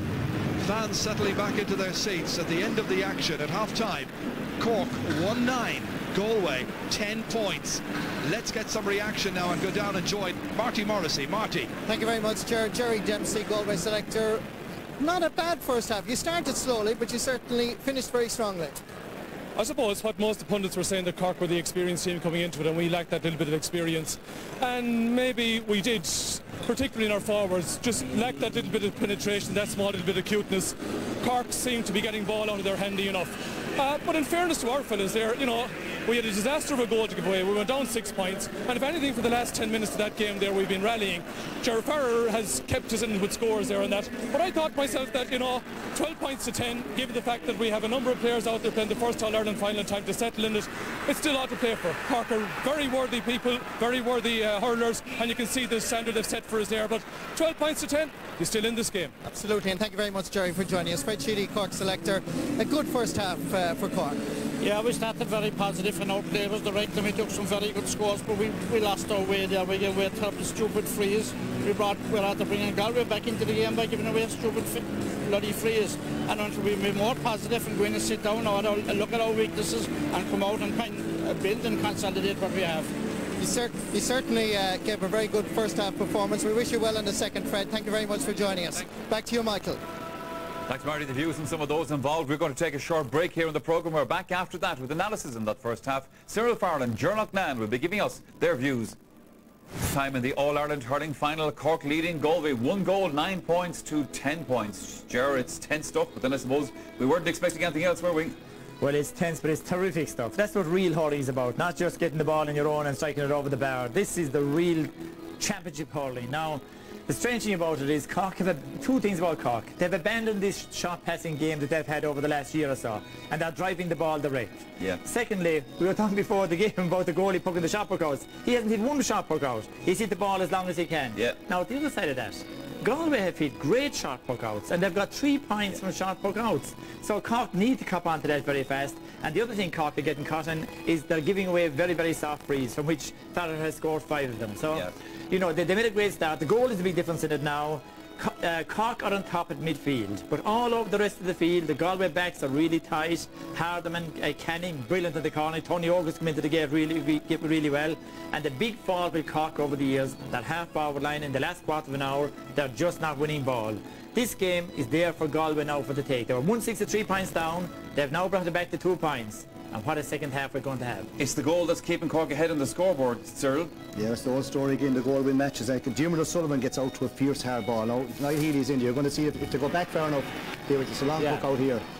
You can see, like, Cork, as Jerry said, are going for long. Both goalies are pucking very long. Now this fella, Brian Corcoran here, is playing brilliant. Early on especially, sets up another score. He's doing this all day, coming deep, locked down here, good save. But, like, you know, Galway free out here for Galway. That's coming up. This Fergal Healy has a lot of great ball. Now this is O'Sullivan out of his best. Galway fans were roaring for a free on Healy there. This ball goes right through. Ben O'Connor comes across. Ollie Cannon was slow coming across there now. He should have been a lot as a good top cornerback. Look, he's off Ben O'Connor. You can't give him that much space coming outside him. You know, even though it isn't this man, a fantastic goal. You'd say it came from Jim O'Sullivan. Now Jim got pulled afterwards for a yellow card, but there he got out to the ball. Liam O'Donoghue could not do nothing about that. And that goal, that's the difference between the teams so far, because Galway picked off great scores. Farrell's got great points. points. Cork made a great start, Galway coming at them. Cork did make a great start. You can see that they're frustrated there. You heard the interview with Fred Sheehy there, you know, because their tails were up at the beginning, like Cork had got a great rousing point, and then they set an absolutely blistering pace at the start. I suppose they were conscious of the clear game when they started so slowly. Now all of the skills of Cork, you know, now look at that, how fast they moved the ball this time into Corcoran. Brilliant control here for Corcoran. Once again, that slip like he had against Limerick 2 years ago, and what a point that is. You know, that's an inspirational point. I suppose he's so anxious to make up for his display last day against Brian Lohan. He's really flying today now. Here's the man that's controlling the middle of the field, Tom Kenny, massive in the first half. Himself and Jerry O'Connor ruled midfield for 25-30 minutes, but then Healy and Tierney have got a point each, and have really into the game in the last 5 minutes. And Healy's point just showed what Galway probably should be doing. It's just doing the simple. They're creating the chances, just put the ball over the bar. Yeah, they're very much on top of the left side coming down where we're like, look at this lovely little flick here. This is Fergal Healy, his best.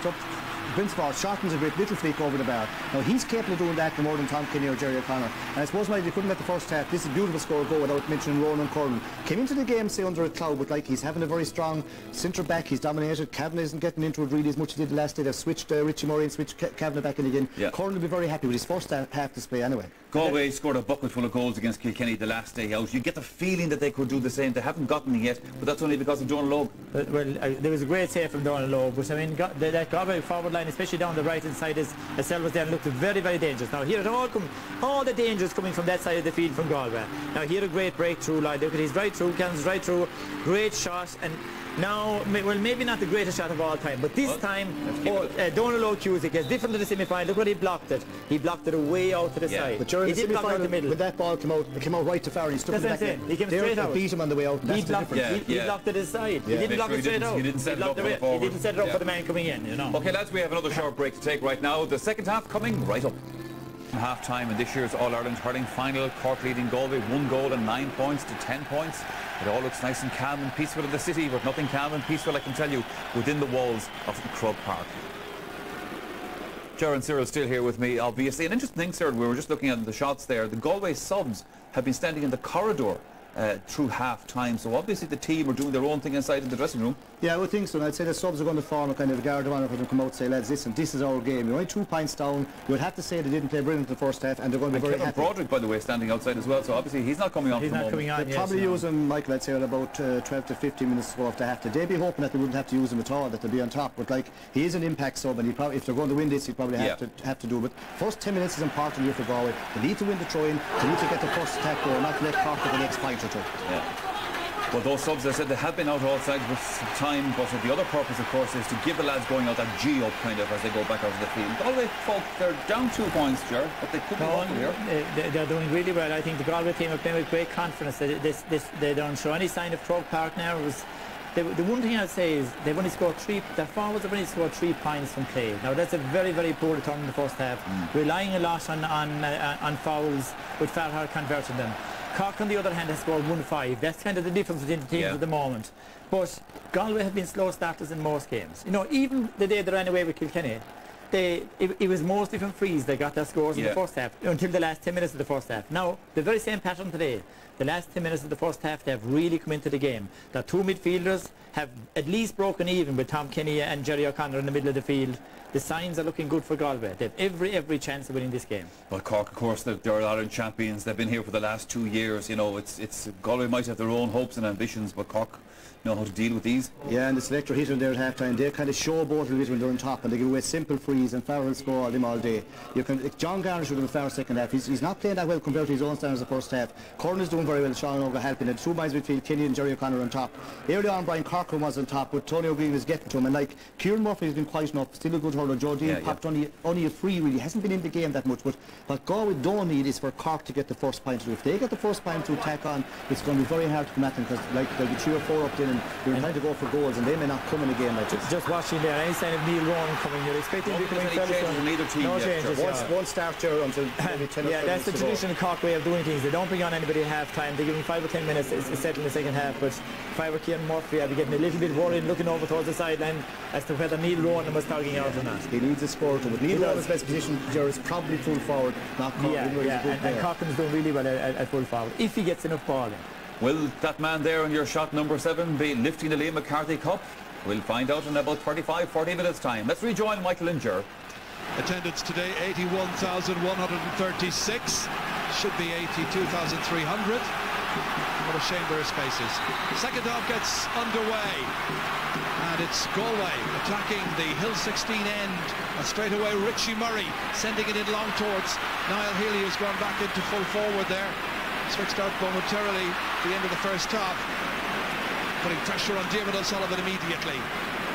Out to John Gardner, who's had a tough enough time over there against Alan Kearns, who's been getting shots and getting chances. Only converted one of them.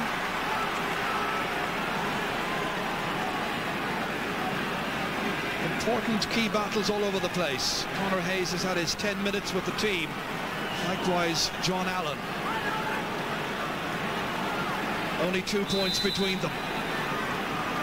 Galway's line ball, David Collins to take it. Stopped here by Brian Murphy. Trying to balance it, and it's going to be a Cork ball. Brian Murphy playing in his 12th championship match today, and has had to mark some really good players during this season. And is on today Damien Hayes. Hayes hasn't scored so far. Great excitement, great sense of anticipation.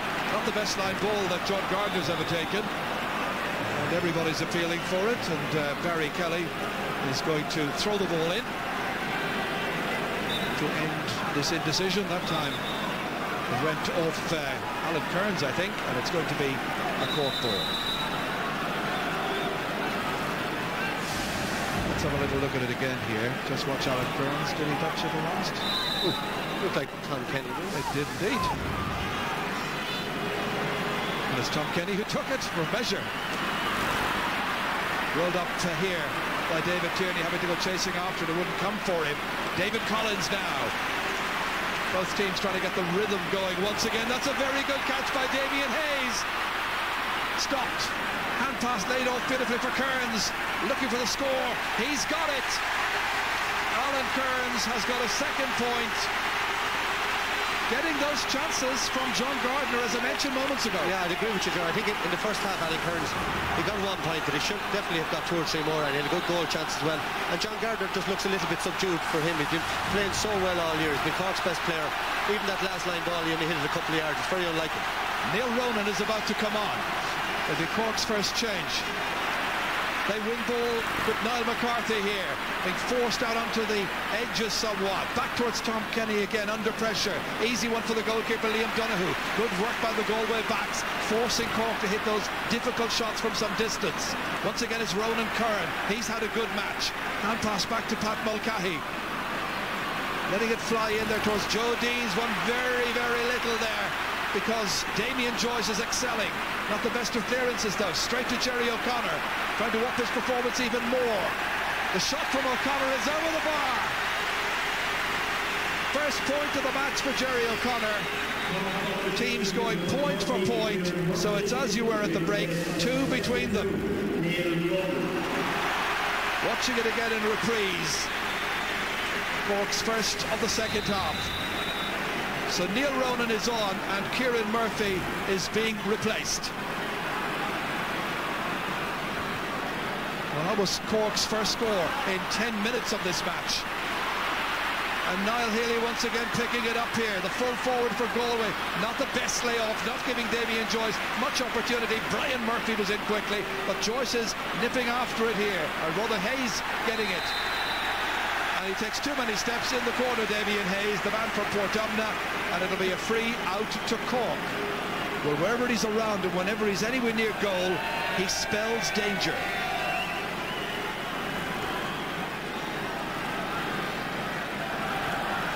Players anxious to take little breathers even in these early stages of the second half because of the sheer intensity of the occasion.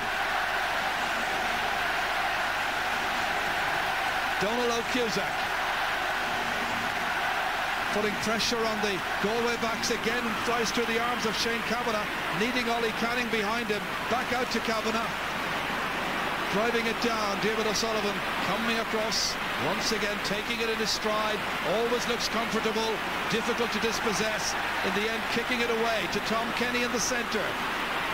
Loose ball picked up by Fergal Healy. Across this time to Farragher's corner. Pat Mulcahy's over there. It favours the Cork number 2. Beyond Sean O'Halpine. Ben O'Connor having switched positions across to left half forward at this stage. The goal scorer from the first half. The crucial score in the match so far. Fergal Healy back down, straight at John Gardner. Not good distribution. Gardner looking up, trying to pick out a colleague. Joe Dean slips, and again it's Damien Joyce. This time he's left it behind to Timmy McCarthy, taking on Shane Kavanagh. McCarthy again, knocks it out of the bar. He's had enormous critics over the years, but Timmy McCarthy usually comes good in finals, and he's got 2 this afternoon from 2 shots. It's back down with Alan Kearns, taking on Ben O'Connor. Good return by Galway. Alan Kearns, a 3rd point for him. Well, Galway are moving their inside forwards and their half forwards around quite a lot. Galway and Cork not picking them up. This has come to Jerry O'Connor. Hand pass back over there. Ben O'Connor blocked down, comes towards Joe Dean. This time he's pushed by Damien Joyce, and it's going to be a free to Cork. Joe Dean hasn't got many breaks so far from Damien Joyce. His only score has been from a free. Yeah, Gerard, Pat Mulcahy should have been pulled back there with that short hook out. He wasn't outside the 21, and it should have been picked up by one of the umpires. It's ended up in a free in now from Cork, so it could be a crucial score at the end of the day. Certainly could. Joe Dean, 2nd free then, this one inside the 45-metre line. He's connected well, gets the distance, good accuracy, and those frees are very, very important. Once again, a goal between them. Very early stages in the second half. Both sides trying to lift their game up into an extra gear. Mulcahy misses completely. Runs on in there towards Niall Healy. Farragher in the follow-up. Mulcahy gets back without the stick. Needs assistance. Roland Curran bottled up by 2 or 3 Galway players. There's bound to be an extra Cork man around because of that. And it comes out to Jerry O'Connor. Quick look around. Beyond Ben, picked up by Hardiman instead. Crisscrossing again. The diagonal ball over into the corner towards Damien Hayes. Players are calling for it. In fact, it's David Ford who's got it. And he's put it wide. 6 wides now for Galway.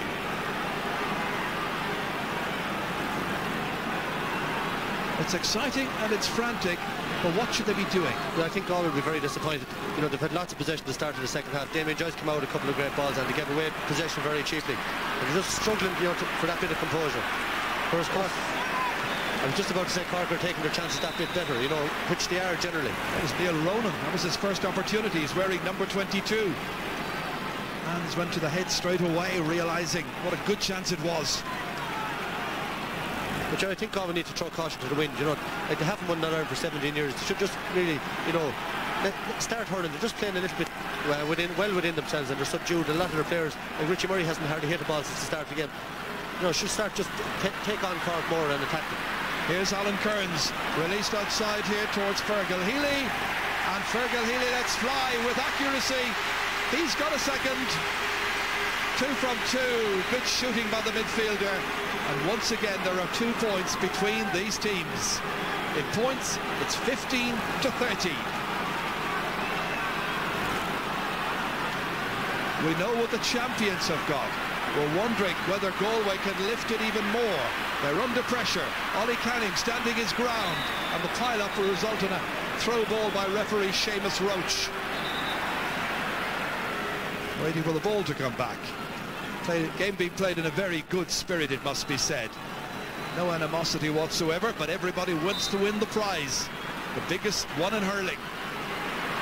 It comes out towards Derek Hardiman, under a lot of pressure. Oof. Had real difficulty getting that ball away, and they're still in difficulty, but Shane Kavanagh, the centre half-back, gets it out here towards David Tierney. Got a good point in the first half. Needs to produce a bit more, but then so many players on both teams have more within their lockers, you feel. Alan Kearns giving it everything. 3 points so far. Taking on Dermot O'Sullivan. It's still Kearns trying to cut inside. Taking lots of steps. Referee says play on, ball's not lost in any case. In the end, Brian Murphy trying to wallop it out. Sean O'Halpine trying to get it up on his stick. Going past the 20-metre line under good pressure there from Richie Murray. Again, there's more pressure coming in. The little snapshot, the jump for joy. But where's it gone? It's dropped short. Damien Hayes thought he'd got a point. Cusack's long clearance out of defence. Runs all the way up to Ben O'Connor. And where it might have been a point at one end for Galway, it's a point for Cork at the other. Ben O'Connor now with a goal and 4 points. He's having a huge game, Jerry. Derek Hardiman was the most influential Galway player for the first 30 minutes or so, but since Ben O'Connor's gone on him, he's got a couple of good points and he's covering an awful lot of ground. Damien Hayes is trying to go out into the half-forward line. It's like as if they've got 4 half-forwards at this stage. Brian Murphy has followed him. Ger Farragher has gone in full forward right now on Dermot O'Sullivan. Trying to make the switches and the changes. Jerry O'Connor is discarded the green helmet. Up towards Joe Dean. Trying to get more into the match. Good ball in towards Timmy McCarthy. Taking on David Collins. Collins says dad is a Cork man. But very much they're all supporting Galway this afternoon, I'm sure, in the Collins household. Here comes Brian Corcoran. That's going to land over the bar. He's got a second. Brian Corcoran from Erin's Zone. The applause of the Cork fans ringing in his ears. And it's 114 to 13 points. Slightly off balance, over his left shoulder. Great strike.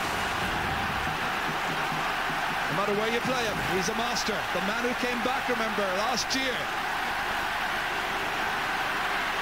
Here comes Tom Kenny. All of a sudden, Galway have dropped their intensity. Cork have seized it. They've taken the initiative, but it drops into the goalkeeper's hands. Liam Donoghue fouled on the way out by Joe Dean. Free to Galway.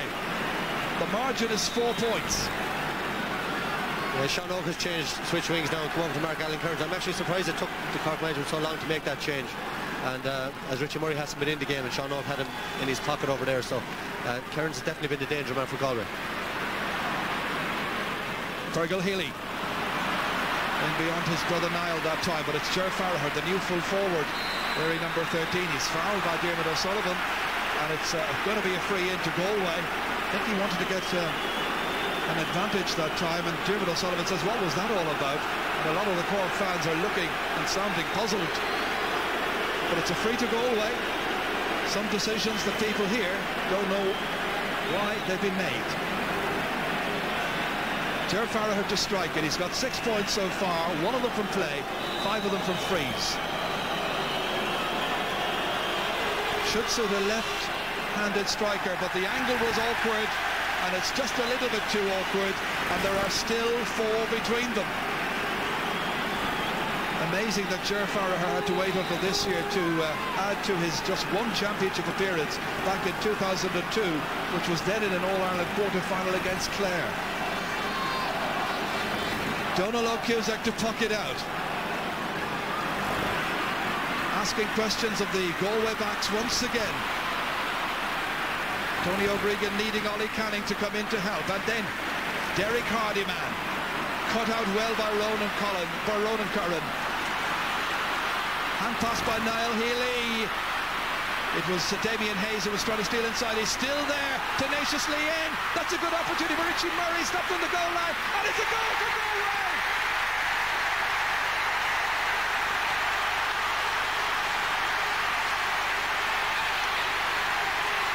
A goal for Galway scored by Damien Hayes. A point between them in the 49th minute.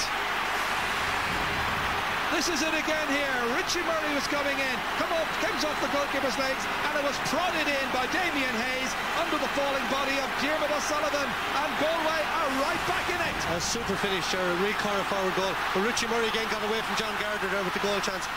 And John is just having one of those days where nothing is going right for him. Derek Hardiman, all of the Galway players now will get renewed life from that, you can be certain.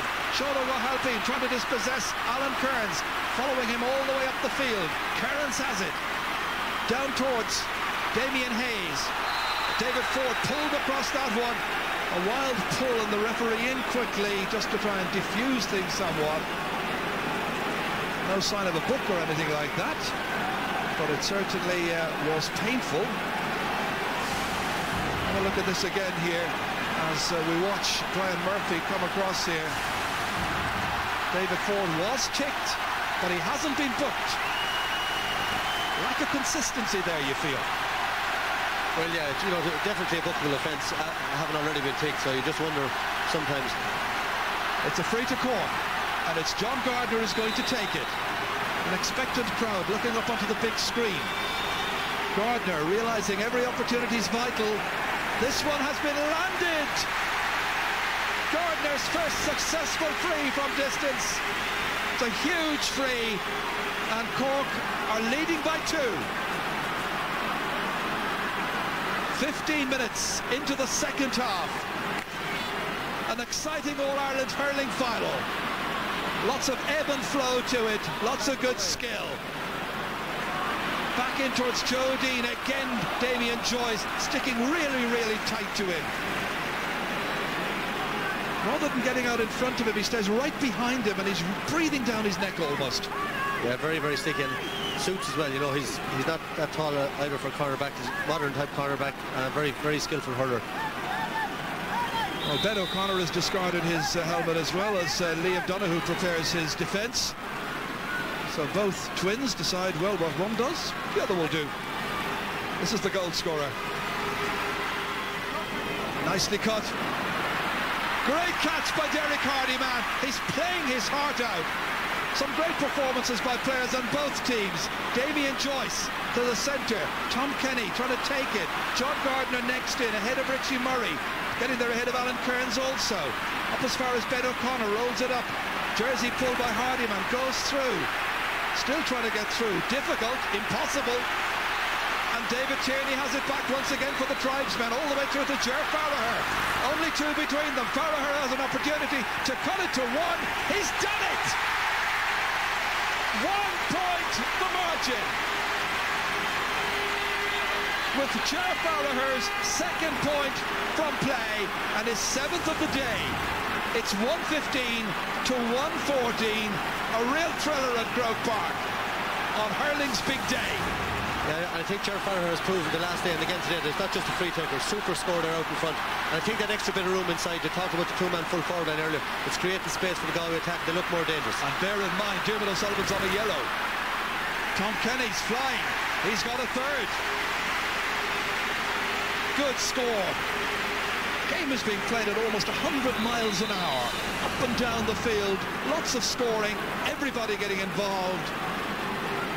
Great return by Tom Kenny. Liam Donahue, will he be collecting the cup at the end? 2 between them. John Gardner on his hands and knees, hoping it'll be Cork. Fergal Healy, back down towards Ger Farragher, having to come back, make a better angle. Now he needs support. Goes for the shot himself. Real individual effort if it made the target, but didn't quite. There were other options, there were other players inside, but he decided to go for it. Sometimes they work, many times they don't.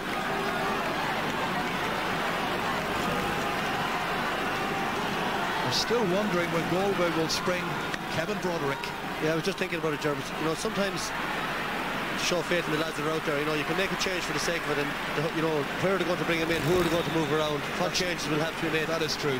And sometimes you can maybe have to move 2 or 3 players to bring in one guy, and the whole thing could fall apart. So they've kept in the game well, they're only 2 points down, and you know, it's an All-Ireland final, so you have to stick maybe and have faith in the lads. Beautifully balanced match. Conor Hayes hoping to be the man who has captained the team, coached by Cyril Farrell back in the 80s, and now as coach himself to lead his side. They're 2 behind. John Allen, who took up the reins of power after Donal O'Grady left the post as Cork coach and manager last year. Big challenge for him, big challenge for everyone. Ben O'Connor cutting it up towards Joe Dean, doesn't run for him, runs instead for Ollie Canning. Is it running for Galway right now? Not a good clearance, straight to Ben O'Connor, and Ben has knocked it over the bar. A goal at 5 for Ben O'Connor. Some great individual performances. I wouldn't like to be picking a man of the match from this. Yeah, Jared, I think that's 3 times down the second half that Galway have missed-hit clearances or, you know, gone for short ones, and as a result of the scores. And, you know, at this level, you just can't afford but that's been happening all season, hasn't it? It has. You can't afford giving away scores like that. Brian Murphy under pressure, using his foot. David O'Sullivan coming across. Niall Healy shouldering. There's a free man. It's Sean O'Halpine rounding Ger Farragher. Great clearance under pressure. Down towards Neil Ronan, looking to get into it. Has 1 shot so far. Back there for Tony O'Gregan. Blocked down well. And that is eventually deemed to be out over the sideline. And it's a line ball to Cork.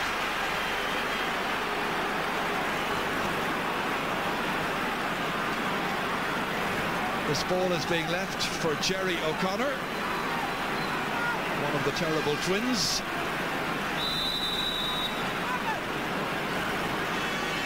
It could well be that we're about to see the introduction of Kevin Broderick. That line ball coming in. Defended well by Galway. They get it out to David Tierney. Coming across here is John Gardner. Getting there ahead of his man. That's not the best of clearances. It favours Derek Hardyman. Nobody near him. He's got a player loose inside. Oh dear. Is it going to go over? It is! Great point by Derek Hardyman. I say oh dear because he had a colleague totally unmarked. Richie Murray inside in front of goal. They might have been in for a goal chance, but they've got a point. And it's 117 to 115. That was a magnificent score by Hardyman from Mullia. You could just see at the top of the camera though that Richie Murray was in acres of space inside and the ball wasn't given into him. So Niall Healy off and on comes Kevin Broderick.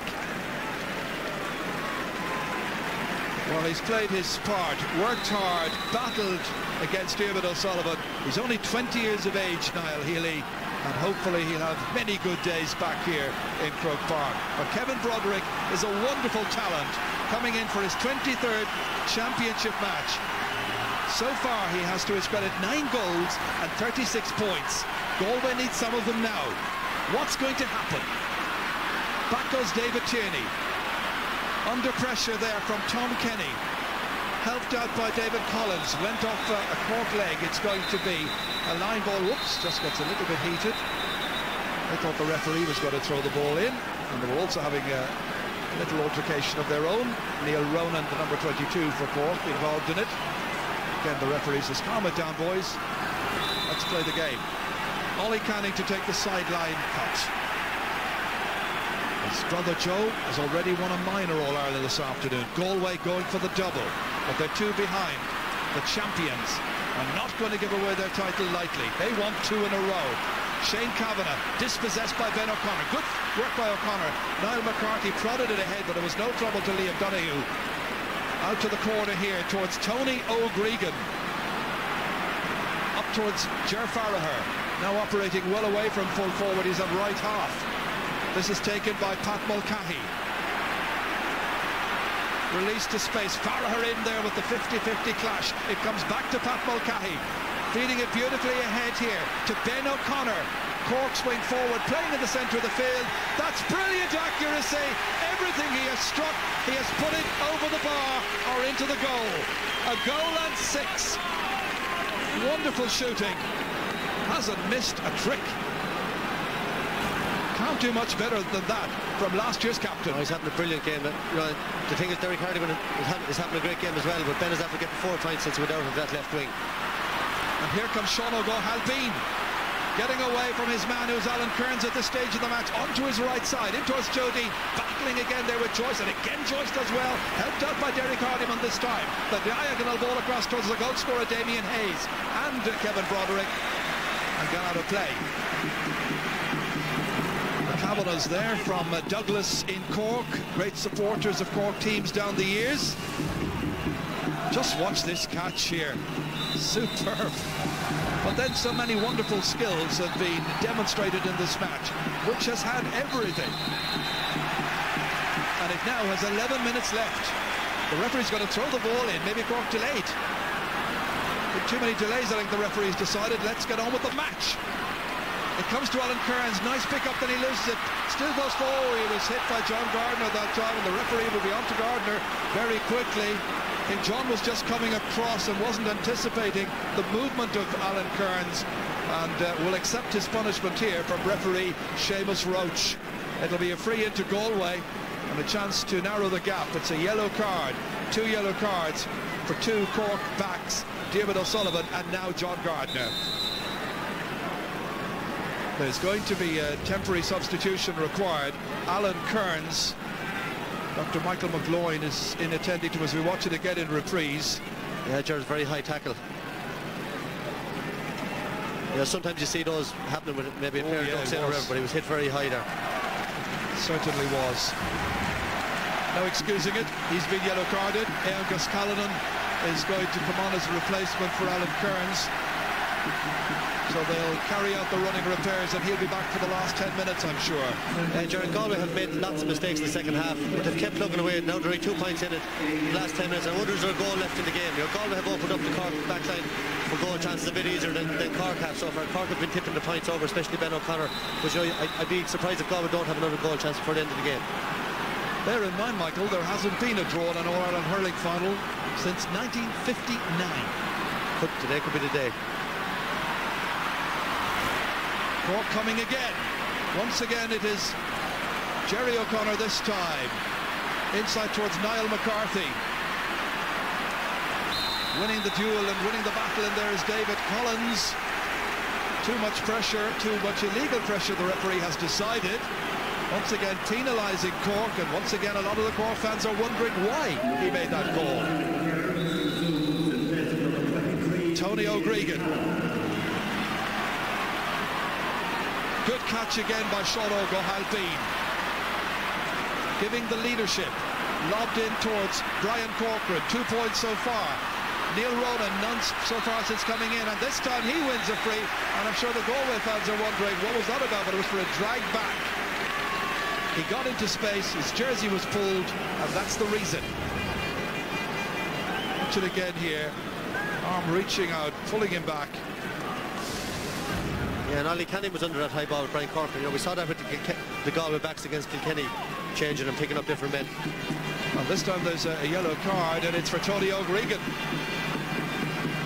So 3 yellow cards in the backs, so the ones being punished.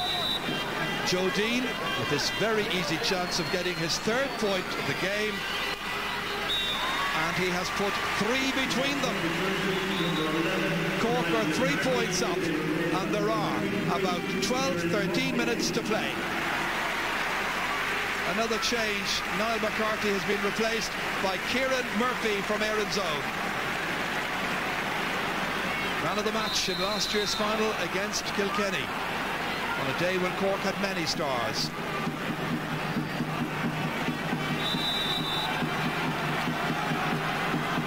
The clock is counting down. Liam Donoghue in a bit of a hurry, but still only a goal between them, and it's really anybody's match. Ronan Curran coming out here. Inside, but it favours the full-back. Good work there by Tony O'Gregan, getting it away from Brian Corcoran. Good timing, good clearance. Beautifully down as far as Broderick. Can he make an impact? That's not a good ball. It's straight to Ronan Curran. Under it here, David Collins trying to bat it. Just managed to do enough to get it away. Ollie Canning spooning it inside, going after it himself. Taken away from Kieran Murphy. Broderick there, not a good clearance. Straight to Tom Kenny, lashing it back into the Galway backline. Goalkeeper comes, lets it run, and it's a puck out. But there are now just about, 7 minutes to go and a little under.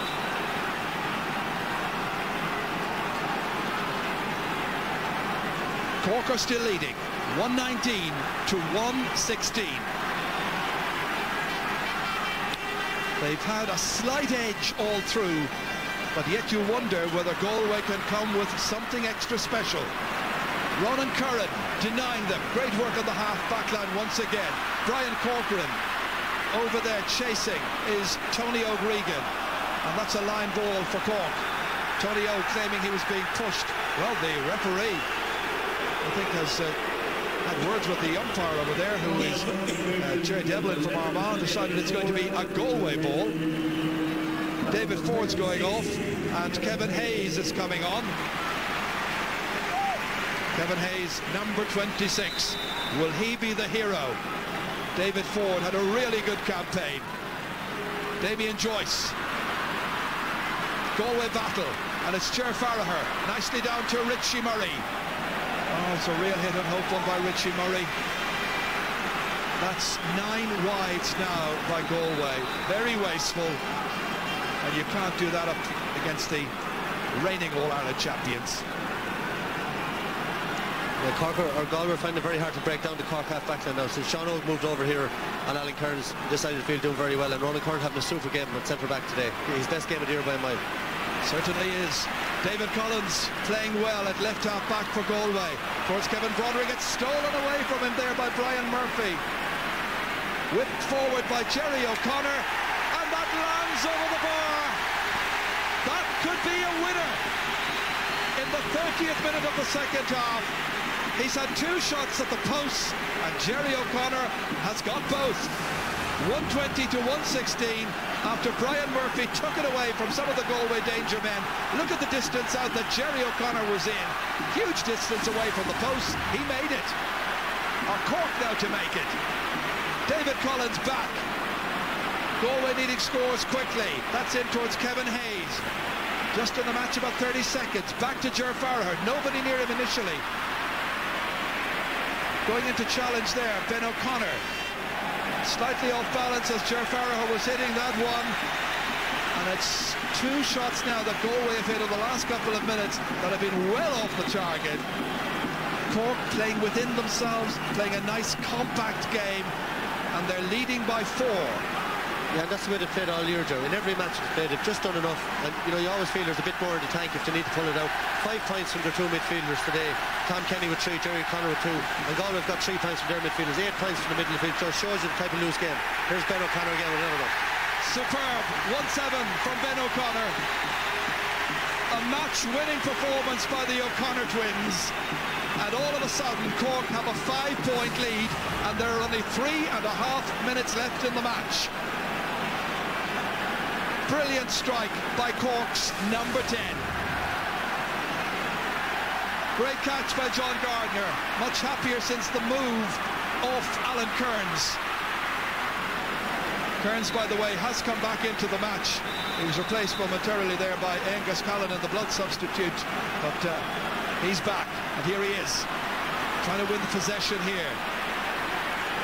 And he stepped out over the sideline. John Allen applauding the Cork players for their non-stop pressure, in particular there, Sean O'Halpine. And Kearns wondering, is it going to be another one of those days like 2001 when they lost by just 3 points to Tipperary? Look at the pressure play here as he stepped out. I don't think he stepped out. Well, his foot was out, but the ball mightn't have been out. Ball mightn't have been out, yeah. A harsh enough decision. Jerry O'Connor. And that runs out over the end line. Galway need the ball back quickly. Young Cork fans won't care. They just want to see Brian Corcoran and his colleagues lift the McCarthy Cup for what would be the 30th time ever. Tuck out. Oh, a mistake here by Pat Mulcahy. That's nicely back to Ger Farragher, and he is hooped very well by Tom Kenny. Galway have it back. This is Hayes, the substitute, hooped again. Great defensive work by Diarmuid O'Sullivan. Pat Mulcahy leading for his goalkeeper, Donald O'Cusack. But twice in that last couple of moments, Galway had scoring chances. They don't quite have the experience of the big time. I'm sure they will in time. But Galway right now under pressure. Trying to win the ball back with Shane Kavanagh. Nicely out for Kevin Broderick. How he'd love to score. How the Galway fans would love to see him put the ball over the bar. Being kept at bay there by Brian Murphy. Forced out here as far as Damien Hayes. Well, softly hit in that time. Never got a good connection. And Diarmuid O'Sullivan defiantly drives it away out. And we're at the 69th minute of this match as Ollie Canning has got it back. Inside there to Fergal Healy. Galway in a hurry. They need a goal. Where is it to come from? John Gardner. Cool as you like. Under pressure. Gets it away down towards Joe Dean. Joyce has had him in his pocket for most of this match. Derek Hardyman to get back. Haven't seen the board yet to see how many extra minutes there will be. John Gardner with Cork ahead by 5 points. And John Gardner has put it wide. But at this stage, as they say, it might be as good as a point. Yeah, I think so, Gerard. I think when Galway look back at this, it looks like a win for Cork now. I think when Galway look back, you know, they're going to be very disappointed. Only 5 points in it, and really, you know, very few of the players have played anything like the form that they played against Tipperary. 2 added minutes to be played. Damien Hayes and company still have a chance, but they need goals. They know that. Oh, it was too hot to handle that time for Kevin Hayes, and he gave Ronan Curran the chance to get back to clear. And now Cork will stand defiant, you can be certain. Damien Hayes from the sideline, and that one has gone wide. We're into the time added on for stoppages. Cork fans very, very pleased. Knew they were going to get a tough battle, and they have. Cork have created 34 scoring chances, taken 22. Galway have created 33 scoring chances, they've taken 17. Again, the pressure is on the Galway backs. It'll take some pressure off their colleagues at the other end, but that's where the ball is needed right now as Brian Corcoran puts the ball wide.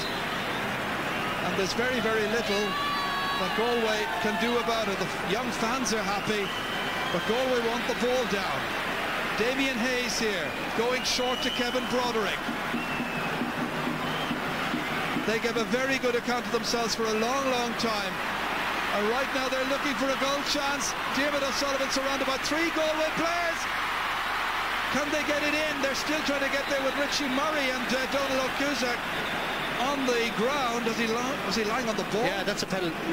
It's a very clear rule now, Jerry. You know, if you lie on the ball, it's a free. And that should be a penalty. It should be, especially where it happened that time. It's going to bring it out and throw it in, and that's the old rule. But in about 2 or 3 years ago, that was changed. If you lie on the ball, it's a free.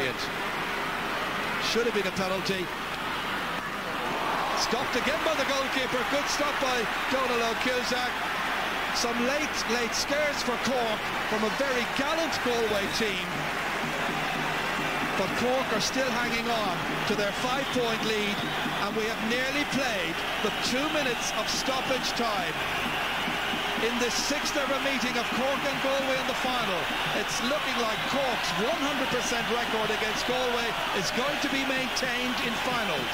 It is, Gerard. I think 2 things. I think the move of Ben O'Connor from right corner forward out to left half forward after about 20 minutes decided this game. Ben O'Connor out to left half forward. He scored 5 times from place as he moved out. He was your star.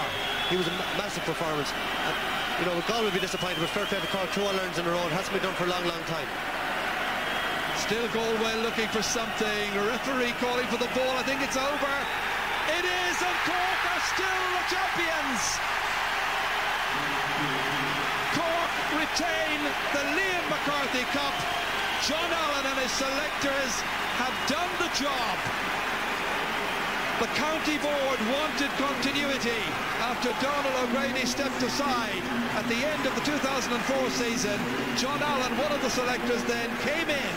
They maintained that sense of continuity.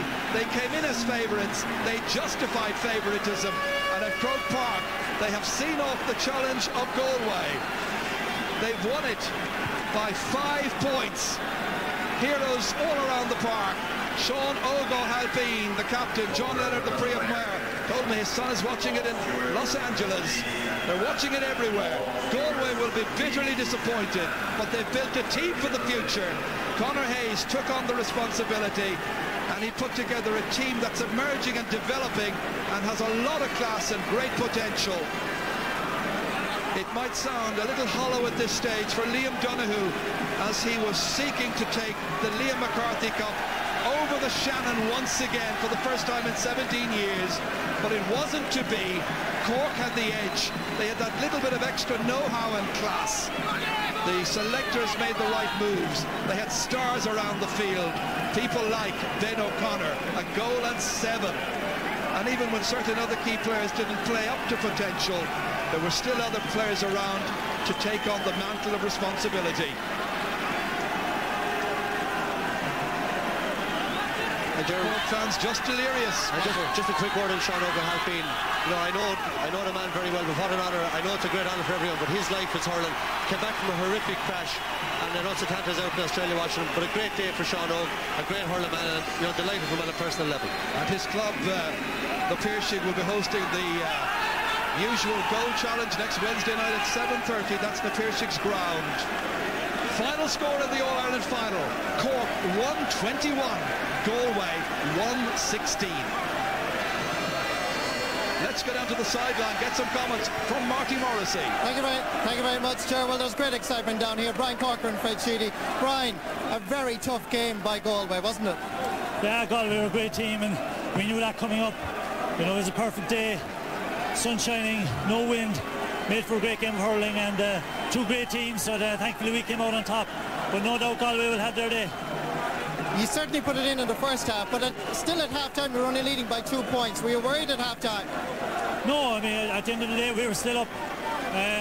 As long as we were 2 points up at the end, that's all that counted. And you know, we felt that we hadn't played great in the first half. We were still leading, so we just had to keep up that effort and go until the final whistle. And luckily enough, we got enough scores in the end. I have to mention yourself and Ronan Kern, because you were both taken off in the semi-final against Clare, but I think you proved a point as if you had to prove a point today. Yeah, I mean, obviously it's disappointing to be taken off, but luckily we had a second chance today, and I know we're going home with the cup, and that's all that counts. How many All-Irelands is this now, Brian? That's 3 now, Marty, but everyone is sweet as the other, so. Well done. Well, you have your arm here around Fred Sheedy. Fred, a wonderful performance by Cork. Where are the All-Ireland champions? Yeah, I think we finished very well in the last 15 minutes in particular. I thought, you know, we got our game together and we got some excellent scores from out the field. But it was nail-biting right through to the finish, because I mean, Galway threatened, and they proved they're a very good team, and two very good teams today. Well, congratulations, Fred. Well done. Thanks, Matthew. Thank you very much. Really was a terrific final, no question about that, and it took two brilliant teams to give us the entertainment value we've had since 3:30. At this, the end of the Championship Hurling season, Michael, I think we can say well done to all of the teams. We've had some great moments, haven't we? Absolutely, Gerard. Great year. I think, you know, particularly since the knockout stages, you know, the quarter-final, semi-final, brilliant games here in Croke Park. But I think there's no doubt the best team won the All-Ireland this year.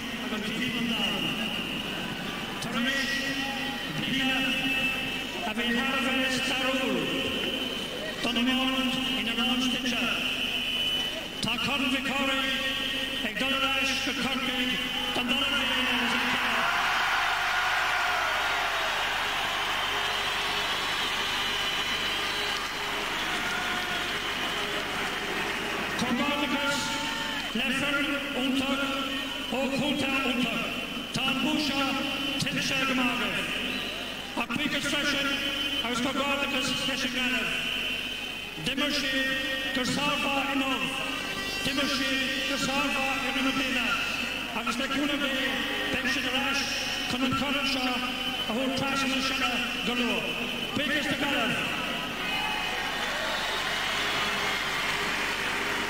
I would like also to thank particularly our sponsors, guests, and welcome the representatives here today, especially the Managing Director of Diageo, Michael Locamides. Thank you, guests. Agus Lish, Canagamina, Tashanandon, Convicori Gavrona, the captain, Corky, one of Ireland's great sportsmen, from a wonderful sporting family, Gego Rifa, or coming up here to the Gorky, and Farousa, Sean O'Grady. Tom Cramer, Dollarashka Corky, Colin Liam Bacori, Gordahan Sonne, Sean O'Halpine, Cock down the floor now. Gorkreva Sakela, Boite Egon Hunte, I was on Truckadit Garan their fad, Boite Egfurin, John Allen.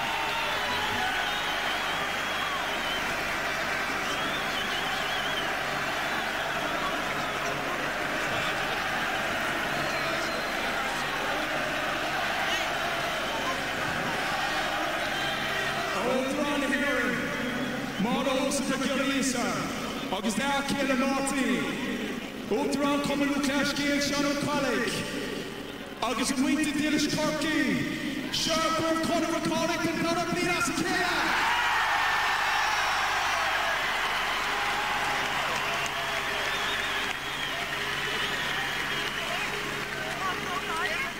Shine Chuku Clear money at the bookie Corky. Corky Gabo, Rebels Gabo, up your Rebels!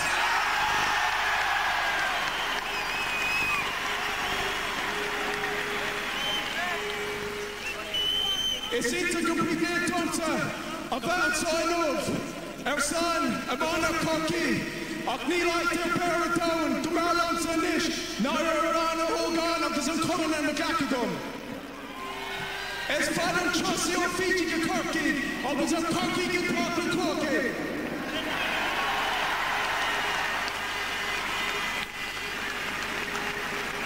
As Mona not done to Gacklash and Conan.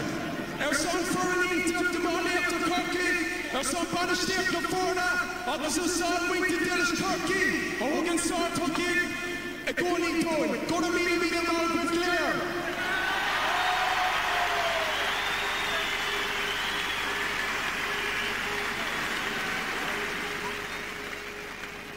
Our son Amana, Walin on workers, a colonel the banished door. Shano Haleen, others a Quirro Nori, Fred Sheehy, Joe Cunningham, Joel Airy, Patsy Morrissey.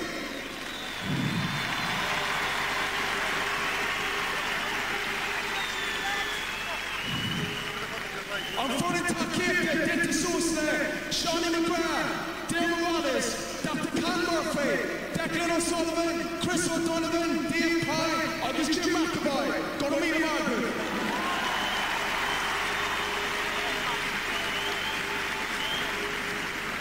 Of course, the Cunning Corky and a very proud sponsors all too. A whole big shit of Lena, because a colleague Lena and clear before it.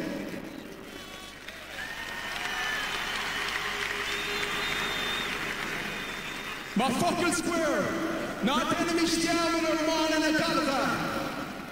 Trace leave me shown off, Vish spoke to, Spuradu, Croke out of his winner, Skilla Havako. Agus his key to come a chucky gala, Toloa. Took him his cheek off on to go. Hip hip. Hip hip. Hip hip. Gonna meet him out with Galera, because the dish is Sarawala.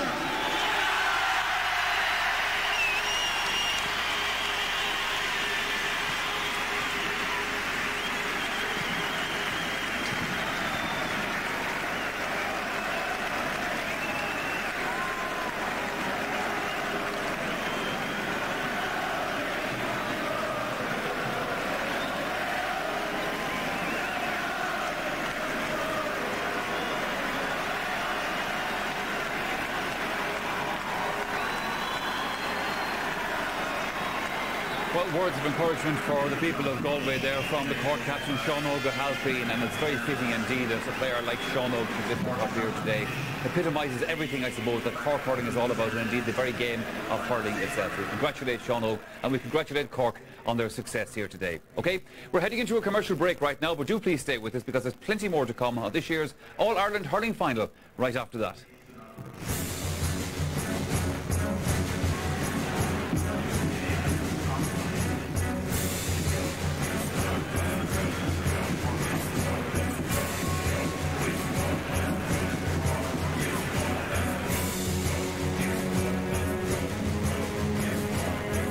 Cork celebrate here at Croke Park, and well they should. They have retained the Liam McCarthy Cup. They are still the champions of Ireland in hurling.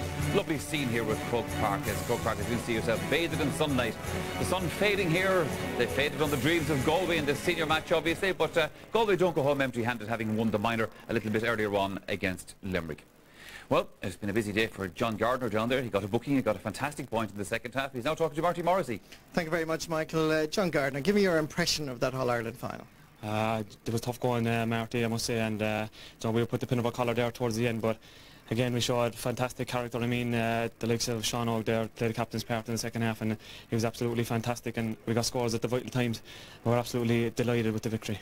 you finished very, very strongly. There must be great character, great resilience in this team. Yeah, well, like I suppose the will to win came out in the end. Like we wanted it as bad as we did last year or the year previous, and I think that showed there in the final 10 minutes. And so it's great credit due to the fitness lads, Seanie McGrath and Jerry Wallace. I mean, we were flying there come 10 minutes, and I think Galway put it up to us for the most of it, and probably couldn't live with us in the end.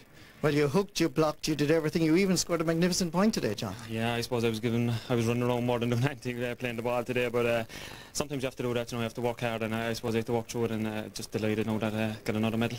Were you a little bit concerned, John, when Damien Hayes got the goal for Galway, that just maybe the momentum might swing their way? Yeah, I suppose that we were concerned that might be a turning point, but at the end it didn't turn out that way, and I mean, we just kept at it, plugged away, and I mean, 5-point victory in the All-Ireland final, so we take that any day of the week. I'm sure there'll be a few bonfires in the north side of Cork City tonight. Well done, John Gardner. Congratulations. Thank you. God bless you. Thanks. Well done to John Gardner indeed. So the crowds head away then from Croke Park.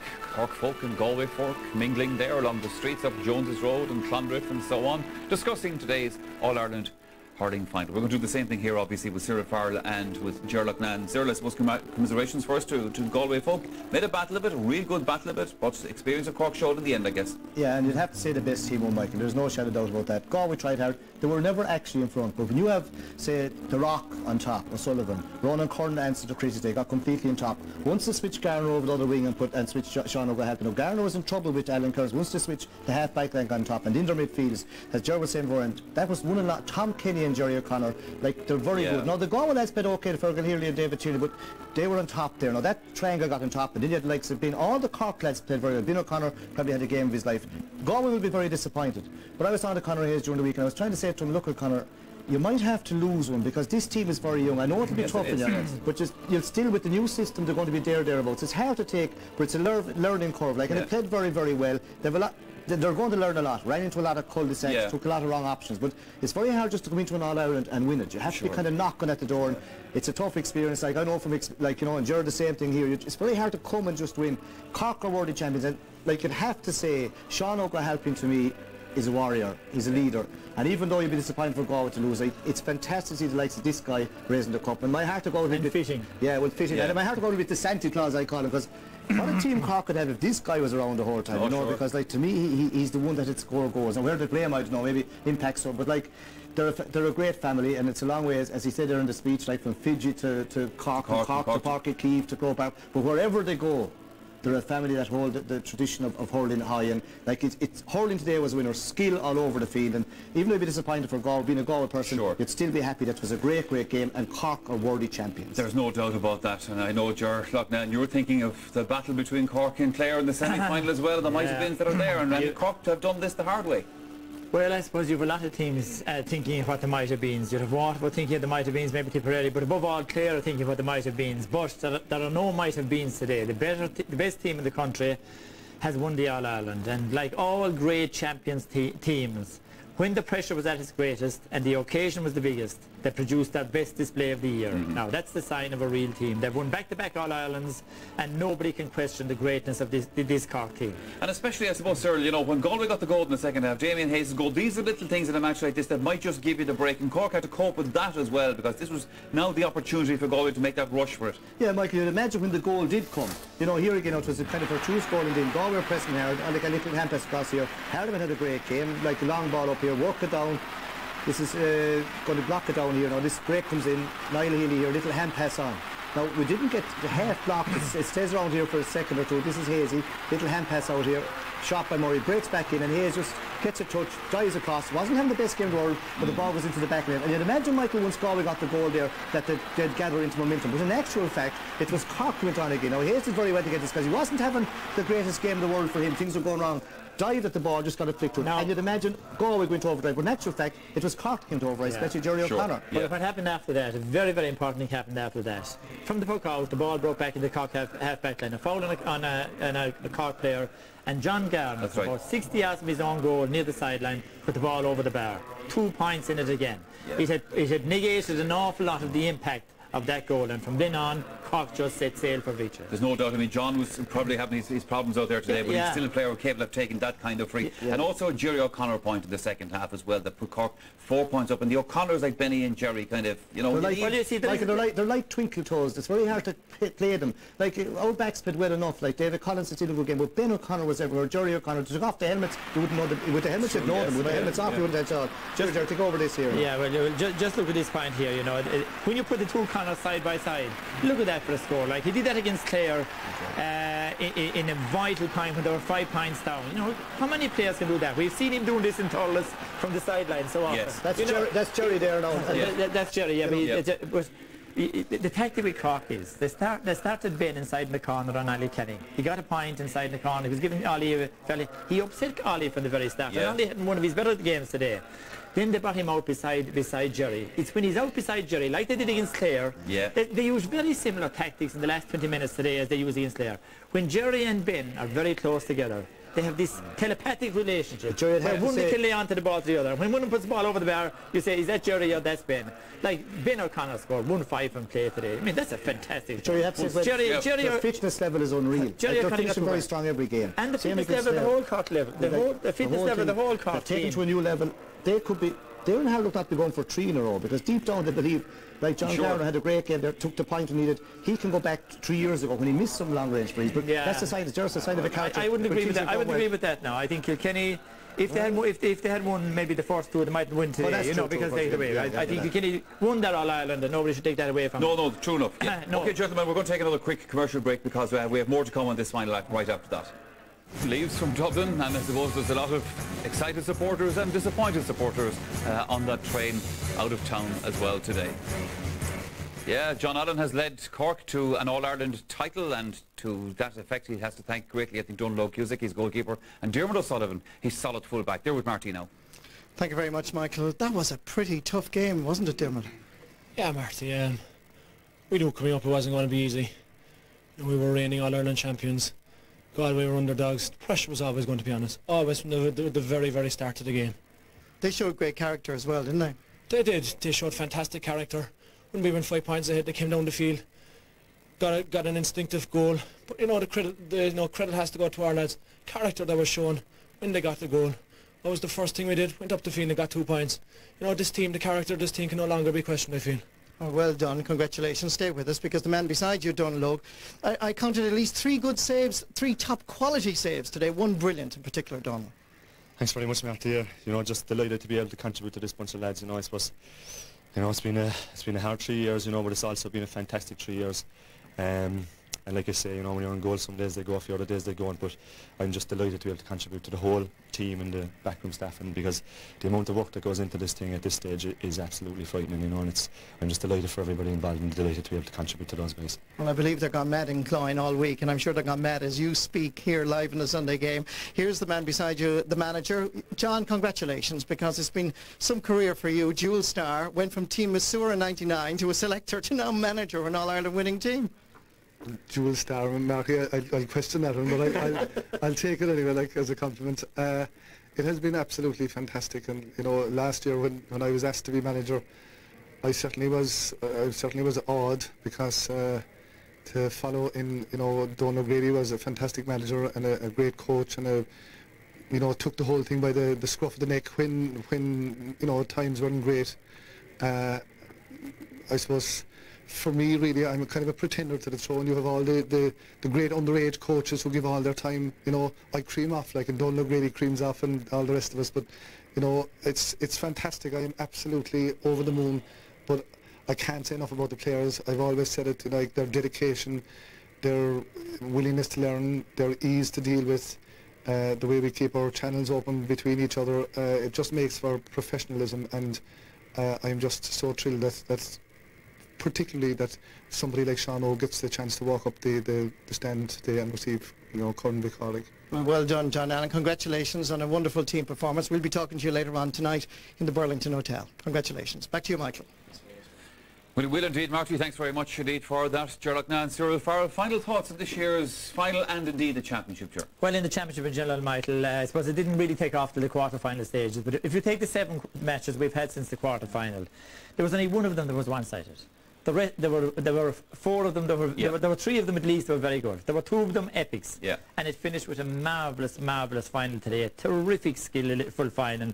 Not as open as the Galway Kilkenny semi-final, but still open and very. Never going to be but still, it was a game based on skill at the same. The skill level of both sides was absolutely fantastic, and won by a team that deserves its place in the annuals of hurling as being a real champion team. Cyril? Yeah, you'd have to go back, say, to the semi-finals. Clare, Cork, fantastic game.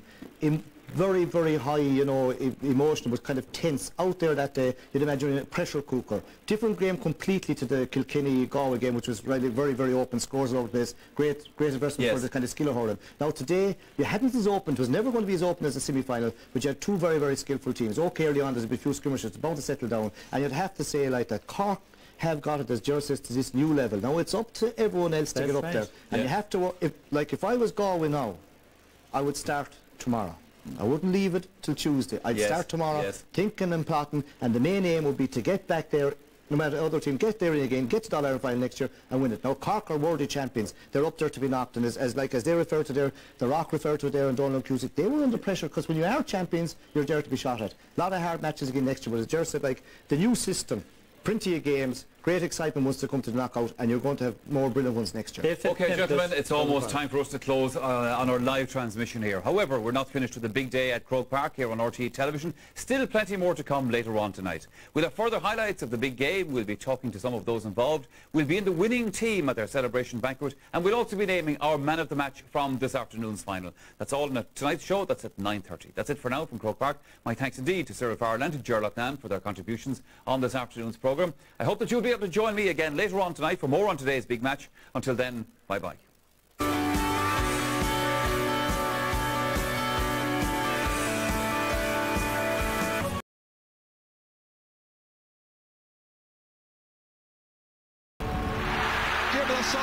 One of what might have been for Galway.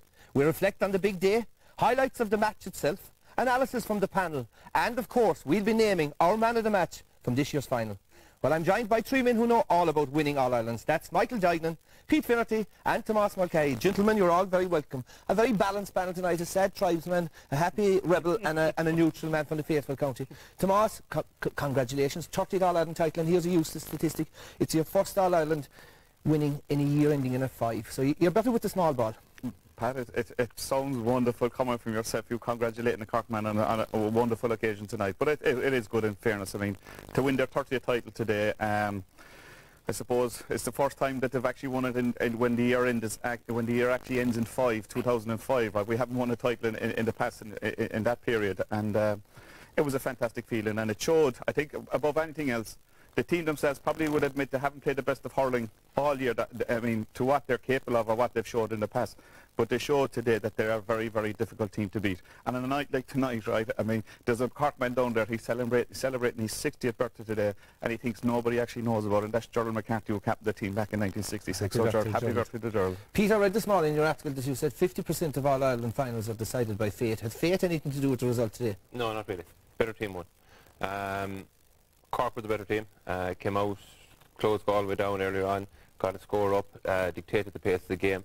Galway did well. Half time they were still in the game. Second half was open game of hurling. Cork got their points that bit easier than Galway did. Even when the goal came, it didn't ignite Galway. But all in all, Cork were the better team, but Galway should learn from the experience. Michael, I'll give you a chance to agree with the great Loughnane, because you've disagreed with him a lot this year. He says, no ifs and buts, the best team in the country have won the All-Ireland. Yeah, I'd agree 100%. I've said it all year, Cork are the best team. I don't think, as Tomás said, they've played to their best. But, you know, to win All-Ireland and not do that is some achievement. But I think they've huge potential, and they're the team to beat over the next couple of years. They're young still, very, very athletic. Galway didn't probably play. There'll be a lot of players disappointed when they look back on their own performance, but it's the first time for a lot of them in an All-Ireland final. It's very hard to come up and win in your first year. So, you know, well done to Cork and Galway. You know, I think they'll have their day. They have a lot of good minders and everything coming through. Well, we'll go into more serious analysis later on. Well done again to Cork. Time now to pay our first visit of the night to Cork's victory banquet. And for one night only, Michael Lester has joined the ranks of the Rebels.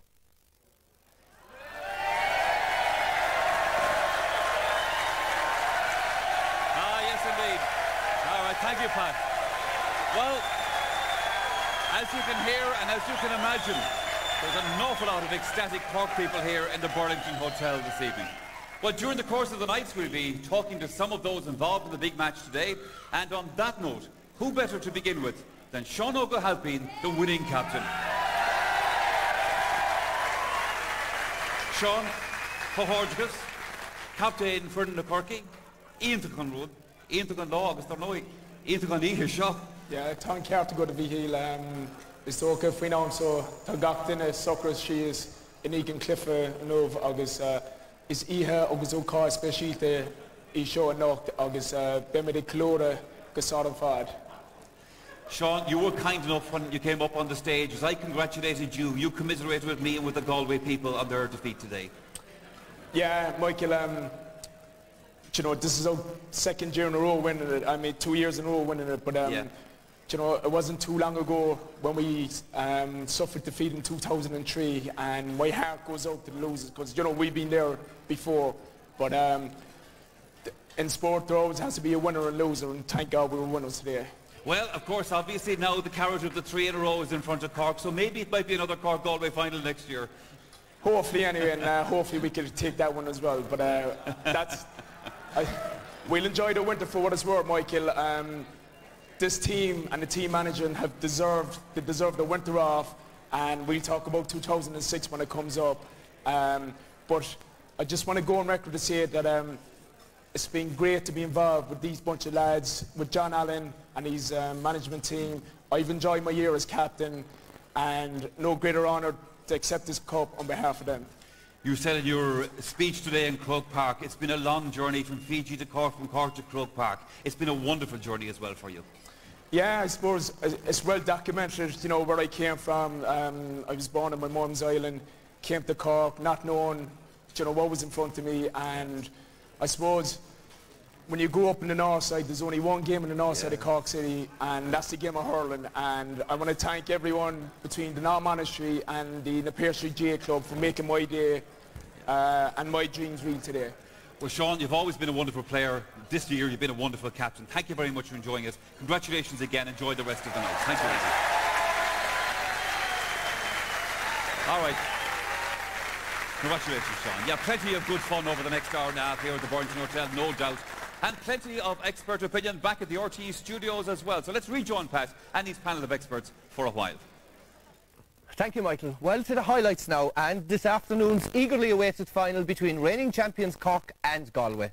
As always in the build-up to the match, there was huge anticipation amongst the fans as they made their way to Croke Park for hurling's biggest day.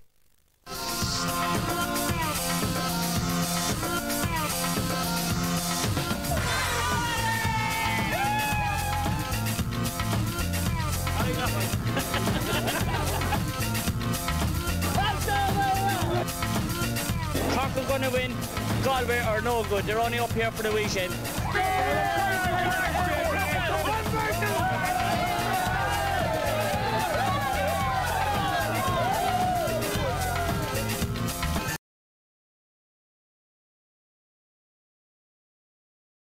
At the victory banquet, I'm joined by Joe Dean and by Donald Cusick, two of the heroes of today's victory for Cork. If I may start with...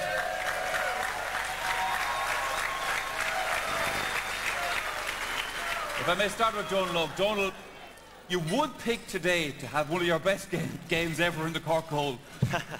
I suppose as a goalkeeper, Michael, you'll take that any day, you know. Just thanks to the God, things did go well for me today. And now, normally Sully doesn't let those kind of shots in at you, in fairness. Yeah, well, we can talk about that later on tonight, but no, like I said, I was just delighted to be able to contribute to the victory today. Yeah. It's been a great day, obviously, for Cork. I mean, a huge atmosphere at Croke Park. I mean, was this as good as last year? Yeah, I was talking to Brian Corcoran coming home on the bus about it there, you know, and he was saying, is this better now or whatever, and I suppose your last one is always the best one, and, you know, we just feel very fortunate that we've been able to put back-to-backs together, and it's great for this team that they can say that they won 2 in a row. Yeah, Joe, obviously, for lads like yourself and Donald, you know, you've been there before, you have the medals. Fellas dream about those kind of things, and you've been lucky enough to have experienced all this before. Yeah, you know, it is a fantastic achievement, and we're delighted to be involved. As you said, like, we were involved in '99, but we were also involved in 2003 when things didn't go so well for us. And even talking to the Galway lads afterwards, you know, we could sympathise with them because we had been there also as well. So, you know, we sympathise with them tonight as well as, you know, we're delighted with our own victory. I see you've cut yourself shaving today. I hope none of those Galway lads were hitting you or anything like that. No, they're fierce quite out cold in the air, but yeah, small scratch, but you know, it'll go in a few days. Obviously it was a proud moment watching your teammate there lift the Liam. Yeah, you know, we all know Sean Hogan, what a hero he is to all of us. He's been a fantastic player with Cork over, you know, 10 years now, and he's been a fantastic captain with the past 12 months, and you know, we're absolutely delighted. He's been a fantastic, you know, hero to all of us growing up, so we're delighted with that. Joe and Donald, as I said a moment ago, you've been there before, you've done it all, you have the medals, you have the awards, you have the All-Stars. Where do you go from here? Well, I suppose we'll take a few days off now, Michael, but there's just 3 people I'd like to mention here as a goalkeeper, and you don't get too much of a chance. I'd just like to mention Paul Morrissey and Martin Coleman. You know, I'm very fortunate to have those 2 guys. They're every bit as professional as me and put every bit as much effort in, and also Ger Cunningham. So just on behalf of those 3 lads.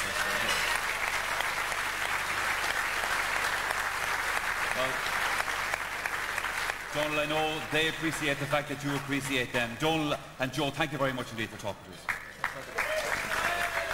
All right, lads, you can stay there for a moment because we're going to take a short break here in the programme. We're back after that with plenty more, including in-depth analysis from the panel back at base. That's right after these. Welcome back. Tomas, one of the things I've written down about all Cork performances this year was one sentence: Cork don't do panic. Composure is a great quality of champions, and they showed great composure all throughout the year and again today. Yes, I suppose, Pat, when you start off in a campaign, having won the All-Ireland last year, having lost the one the year before, you learn a lot. You learn a lot from the mistakes you've made, but you also learn from when you win as well. And like, it is a very, very professional outfit. And like, the one thing that I've liked about Cork this year, as I said, I mean, their point scoring has been fantastic. I mean, they scored 121 again today. They got 116 from play, which is terrific scoring. They also are finishing games very well. The last 10 minutes has been their best period in all the championship matches this season. It has been the last 10 minutes, and it's down to the level of fitness that they have. The runners within the team, the Jerry O'Connors, the Tom Kennys of this world, the Sean Oaks, the John Gardners, they finished very, very strong in their last 3 or 4 championship matches. And like, that's the sign of the mental strength that's there. They were put to the pin of their collar this year by Waterford several times. Clare, Tipperary in the second half.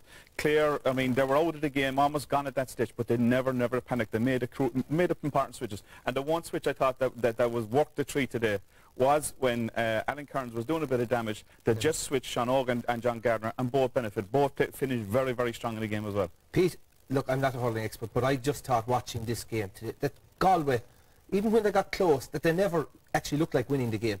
Fair point? Fair point, yeah. Galway never actually took control of the game. From the offset, Cork set out their stall.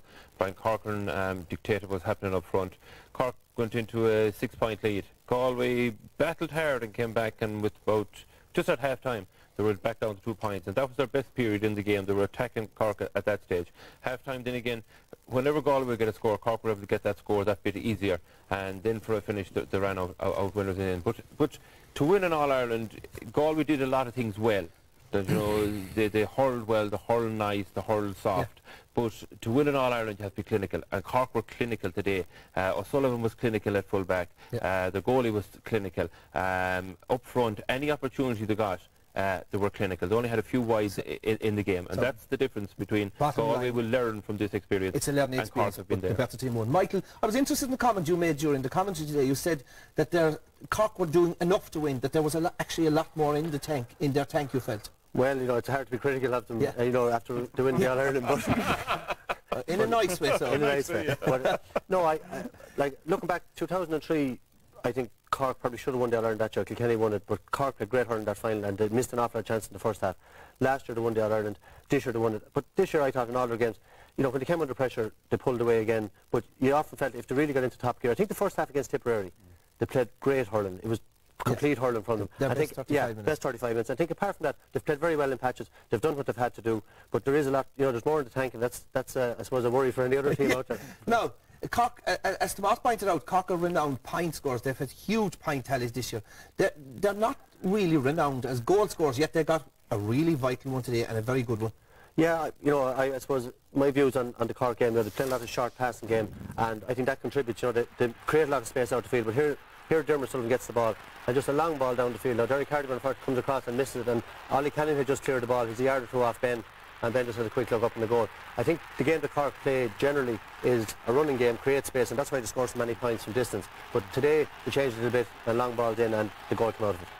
Tomas, Cork's tactics all year, or Cork game plan has been well documented, and there's been a lot of critics, this short passing, this possession game, these tactical puck-outs, these short puck-outs.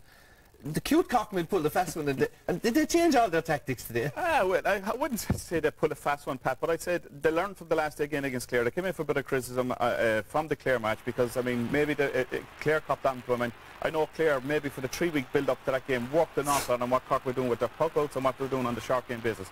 Today, though, I was delighted to see it. We went with the long ball. We hit the ball down, straight down the middle, on top of the centre forward, top of the half forward. We got Brian Cochran into the game very, very early. He was very dominant in the first 20 minutes. And when you're doing that, Pat, you're hitting ball down, there's a chance that the ball is going to break and you're going to pick up scores from it. And today was what happened here. And like Donald Kyozo will take a lot of credit from this. I mean, he's the guy that will call the shots. He's the man between the posts. He's the man that actually dictates where puck-outs go, you know. Cyril Farrell calls him the conductor of this team. Absolutely, and I mean, again, like there's a point again resulting from a long ball that's on the field. That's a point of the match for me, Jerry O'Connor. But like Donald Cusack himself, he's a perfectionist, Pat. I mean, we hear Davy Fitzgerald, he's his own professional trainer. This guy eats, sleeps and drinks for 24 hours a day. He's fantastic. And he mentioned about the other keepers there. I mean, to watch the training that goes on with keepers, I mean, to watch the three of them work, they're separate to the other part of the team. Very, very professional, and he was a vital call for Cork today. We had a chat about this out at the All-Stars last year, myself and Donald Logue and Dermot Sullivan, where we were debating their short puck-outs. So lads, the long game worked today. They weren't happy with you, Michael. They weren't overly happy. So. Pete, where did it all go wrong for Galway?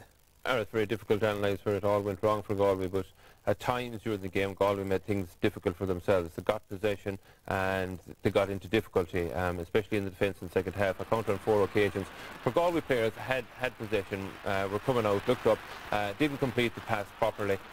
Cork intercepts, and on 4 separate occasions Cork resulted in points out of it.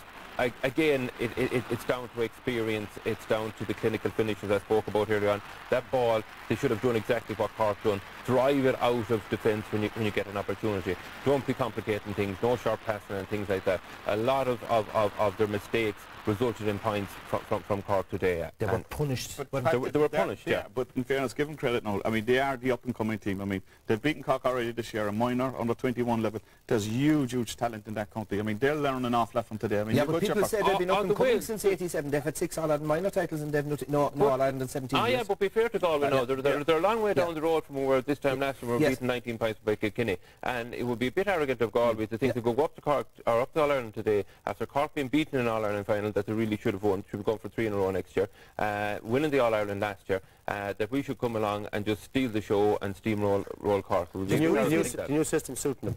Just briefly, Michael, we had a lot of texts and a lot of emails in. The attendance today was 81,136. There was a lot of empty seats and a lot of people angry about it. Jay don't seem to know they'll be holding an investigation during the week. That's an absolute disaster because, I mean, I've gone out to the matches today. There was people queued along by the barriers at the guards crying for tickets. There was people outside hotels all morning looking for tickets. And to find, when you look out from where we are today, that there was a lot of space in the Cusack stand in particular. A lot of empty spaces. It's an issue that needs to be addressed before the football final. Okay, more from the lads a little later on. However, for now, we're going back to the Winners' Hotel for more of the celebrations, and to Michael Lester, who's a very, very brave man or foolish man wearing that maroon jacket in there tonight, Michael. Sure, Pat. We have to keep the old flags flying, there's no doubt about that. But look, he was here last year as part of John O'Grady's backup team. This year, the baton was handed to him, and he certainly didn't drop it. We have the Cork manager, John Allen, with us right now. John, you're welcome indeed. I suppose, of all the people in Cork who are happiest with your win today, to see you involved in it, are the pupils in your school, because I presume there's a free day tomorrow. Well, there's a free day for me tomorrow, Michael. I'd say they'll be... hopefully they'll be in school with somebody anyway, but I won't be there anyway, lads. I'd be very surprised if you were. John, we spoke here last year in the Burlington Hotel. You were delighted, obviously, to be involved with this Cork team on that occasion, the All-Ireland win. But this year, being the manager, is there a bit of more personal satisfaction? Well, obviously there is, you know.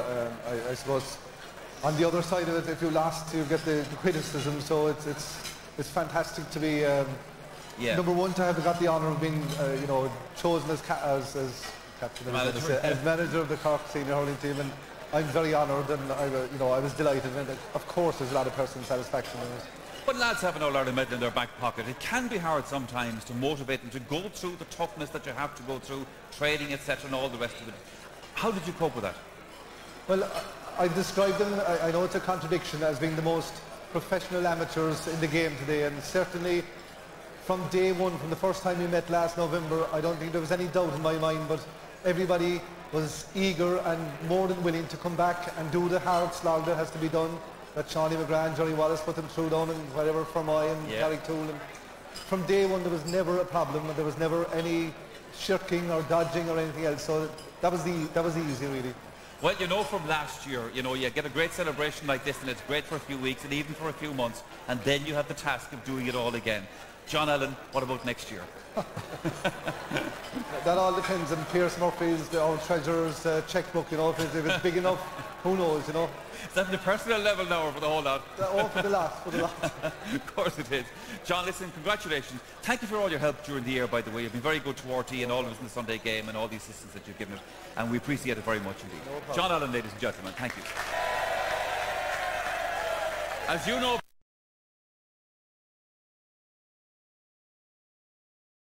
Thank you. As you know very well, they're very good people down in Cork. Well, I can tell you now, I'm joined by two more of the stars of today's match, Ronan Curran and Jerry O'Connor. Gentlemen, you're very welcome indeed. Thank you for joining us. Jerry, of course, you were here with us last year. It's been another incredible year for Cork hurling. Yeah, that's right, Michael. Last year was a great experience for everyone, but we start back in the 8th of December, I think it was in Carricktool. Yeah. John set a goal for us. He said, look, All-Ireland has to be the carrot at the end, and he said, we'll work towards that. The last couple of years, actually, for the O'Connor family, both Camogie and hurling have been brilliant, and club and county as well. Yeah, I suppose we've been lucky enough, like back in 2003, was it? We won the All-Ireland club, and last year then we went in the All-Ireland, and Paul Adams involved in the Camogie, and they've been lucky enough to get onto the All-Ireland scene. So hopefully next week now they're playing again with a bit of luck. That's right, they're back in action again, of course. And yet, despite the fact that you two lads are stars of the game of hurling, you're sitting at the singles table down there, Ronan. Yeah, what's the problem? No female admirers? Very harsh. I suppose we be the quiet fellas of the team now, so we try and keep into the background. Oh, by the way, he was mentioning before we came on air here, Jerry was mentioning before we came on air, like, he says to me, don't forget to mention the helmets. Yeah, it was a nice one. In all fairness to Joe, like, I've been working with micro helmets there for the last 12 months or so, and I suppose, so you hear the cheers, all the lads are wearing them, and they're delighted with them anyway. Mind you, you'd want to adjust his, because I noticed the last couple of games he's been throwing the helmet off. Yeah, Jerry tends to do a small bit of running during the game, I suppose, so he gets a bit hot under the collar. It has to draw it off towards the end. Compare this year to last year for me, Jerry. Well, last year it was a great experience, but to win a second one back-to-back, I suppose it's better than last year, because you're after proving that last year wasn't a fluke, and thankfully things went right for us this year, and you're up there with the great teams now. In Cork, you're always judged on your last performance, so we have 2 in a row now, so that's brilliant. I know. And, you know, this year, the last couple of games of the championship, the game against Clare, for some of the players wasn't the greatest day, so you had to bounce back from that, I guess. Yeah, exactly. I suppose, you know, we're all amateur sportsmen, and, you know, we have good days and bad days. Like, when I 2 bad days, like, I have to hold my hand up high, like, you know, and luckily, you know, we got back into it today, a few breaks on my way, and I suppose we won, and we're happy out with that, and let's drive on from there, I suppose. Oh, there was no doubt about it. Did the stuff today. Nobody will argue with that. Jerry, just before we go, I know there's somebody you want to say hello to down in Cork this evening. Yeah, I'd just like to say hello to the rest of the family at home, Newton, and my grandmother, who wasn't able to make it up today, but we'll be home sometime during the week anyway. I won't tell you what day, but someday we'll be back anyway. Monday or Tuesday or Wednesday or some old time like that. Lads, thank you very much for joining us. Well done again, Ronan and Jerry. Thank you indeed. On that note, I'm going to slip you back to Dublin again, or to Montrose, I should say. Back to Pat again on the panel. Thank you, Michael. Right, lads, time for the panel to earn your corn. Now, this time last year, we picked the team of the season. Now, Ian, who subsequently got Hurler of the Year. So, hopefully, lads, he'll do a better job. Starting, we'll do defence. Pete, goalie, number 1 to number 5. Was there alcohol involved last year, no? I'm not too sure, but not a great team last year. The left out, Pat, you're hanging yourself now. You said we. You said we last year. You were involved as well. You said we. And I wasn't on the panel 1 to last 5 you started with Donlow Cusick. Donlow Cusick, yeah, he's had a tremendous year. 5 goals in the entire championship speaks for itself. As the year progressed, he actually got better and better. His saves today from Alan Kearns wasn't alone the save, it was where he directed the save and where it went away. 3 magnificent saves in the league final.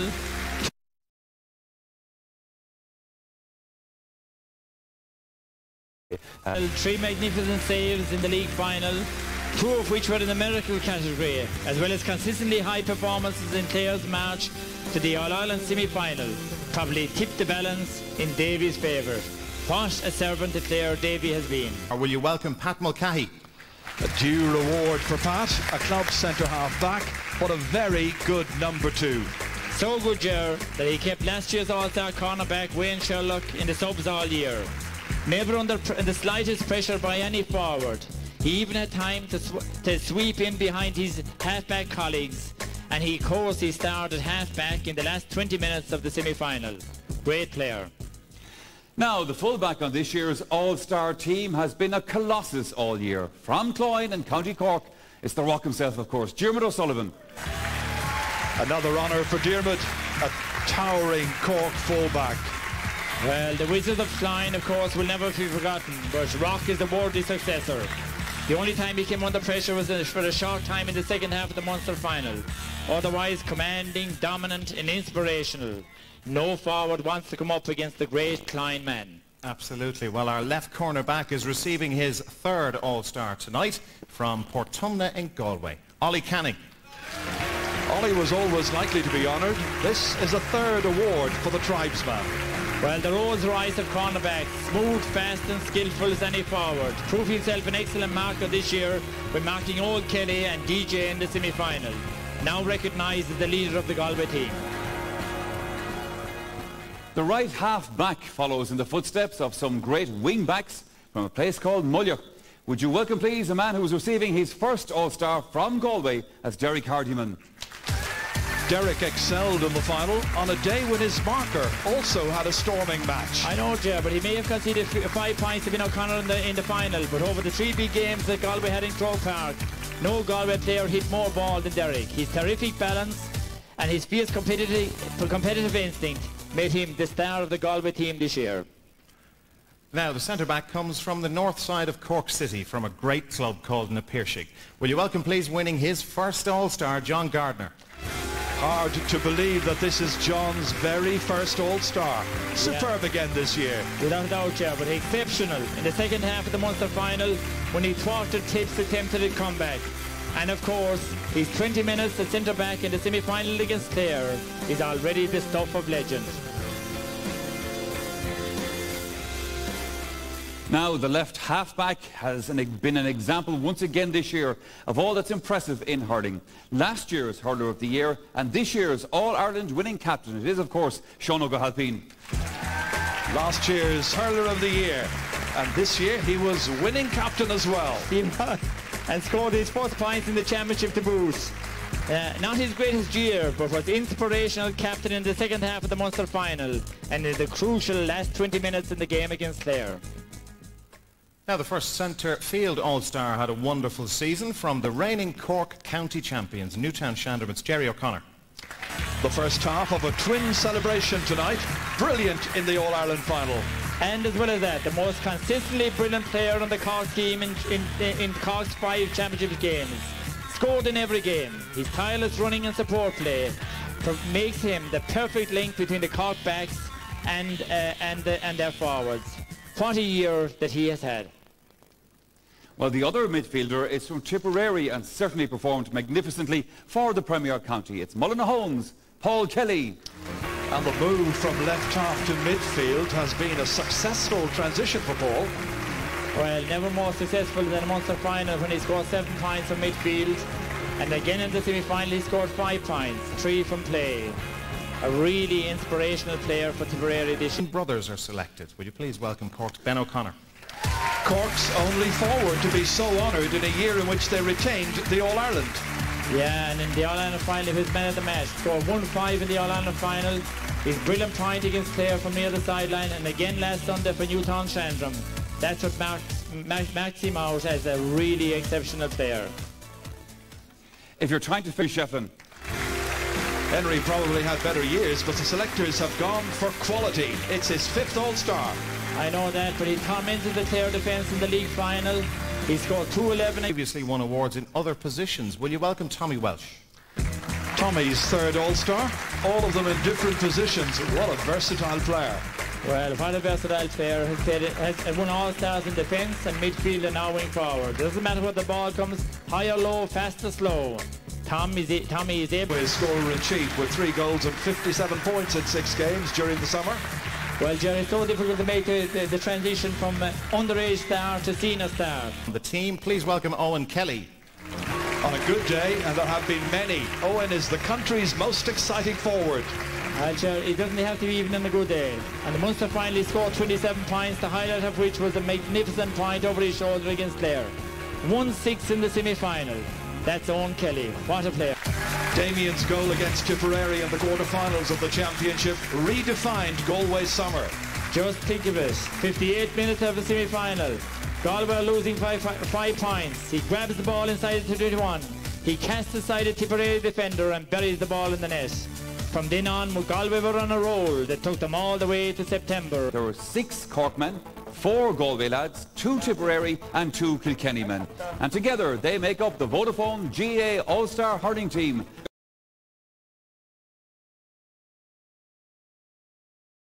Tyrone Philip Jordan.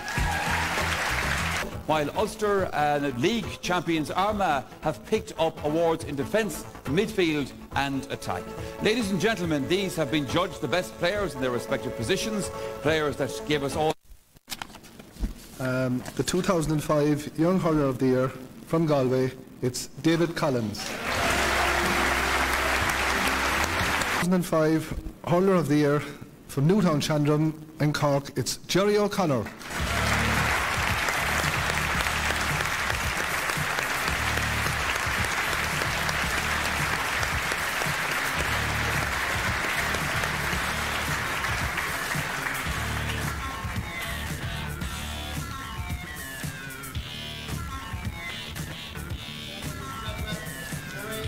Stay here with me, Jerry. Thank you very much. I'm also joined by Ben, because these are the O'Connor twins. A little bit of history has been made with the very first twins to be awarded All-Stars. So the O'Connor twins, I think you should give them a round of applause, ladies and gentlemen.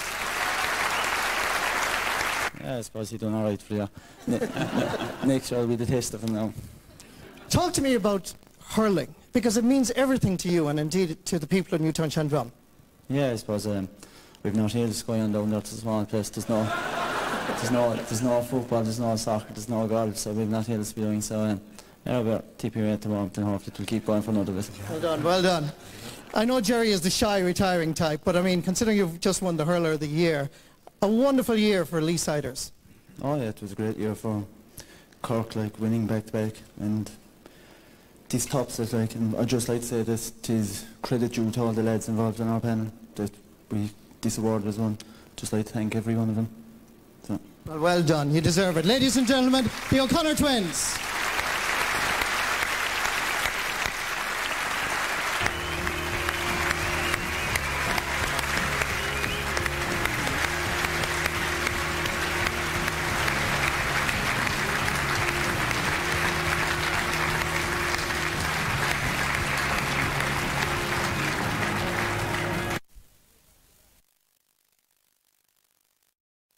Huge crowd, and just goes to show that we have probably one of the best supported teams in the country, and delighted again, and it probably measures up to last year, and last year was absolutely fantastic, so it's the same again this year. So Cork, already a city of culture, is once again a city of hurling prowess, and for tonight at least, it's Party City too.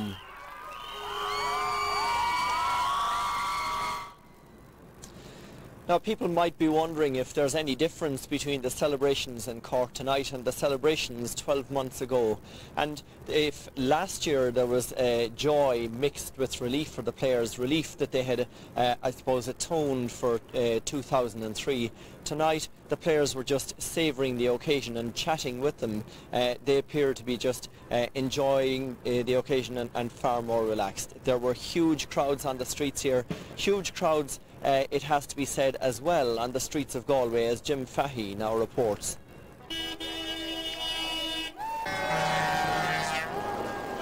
40 miles of bonfires blazed across County Galway as towns and villages said thank you and well done to their sporting heroes.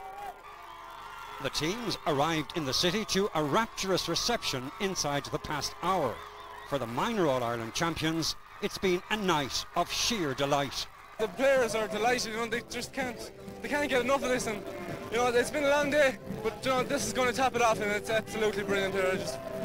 There's no words that can describe it. It was also a night of pledges and promises to these fans that Galway's senior hurlers will be a force to be reckoned with again next year.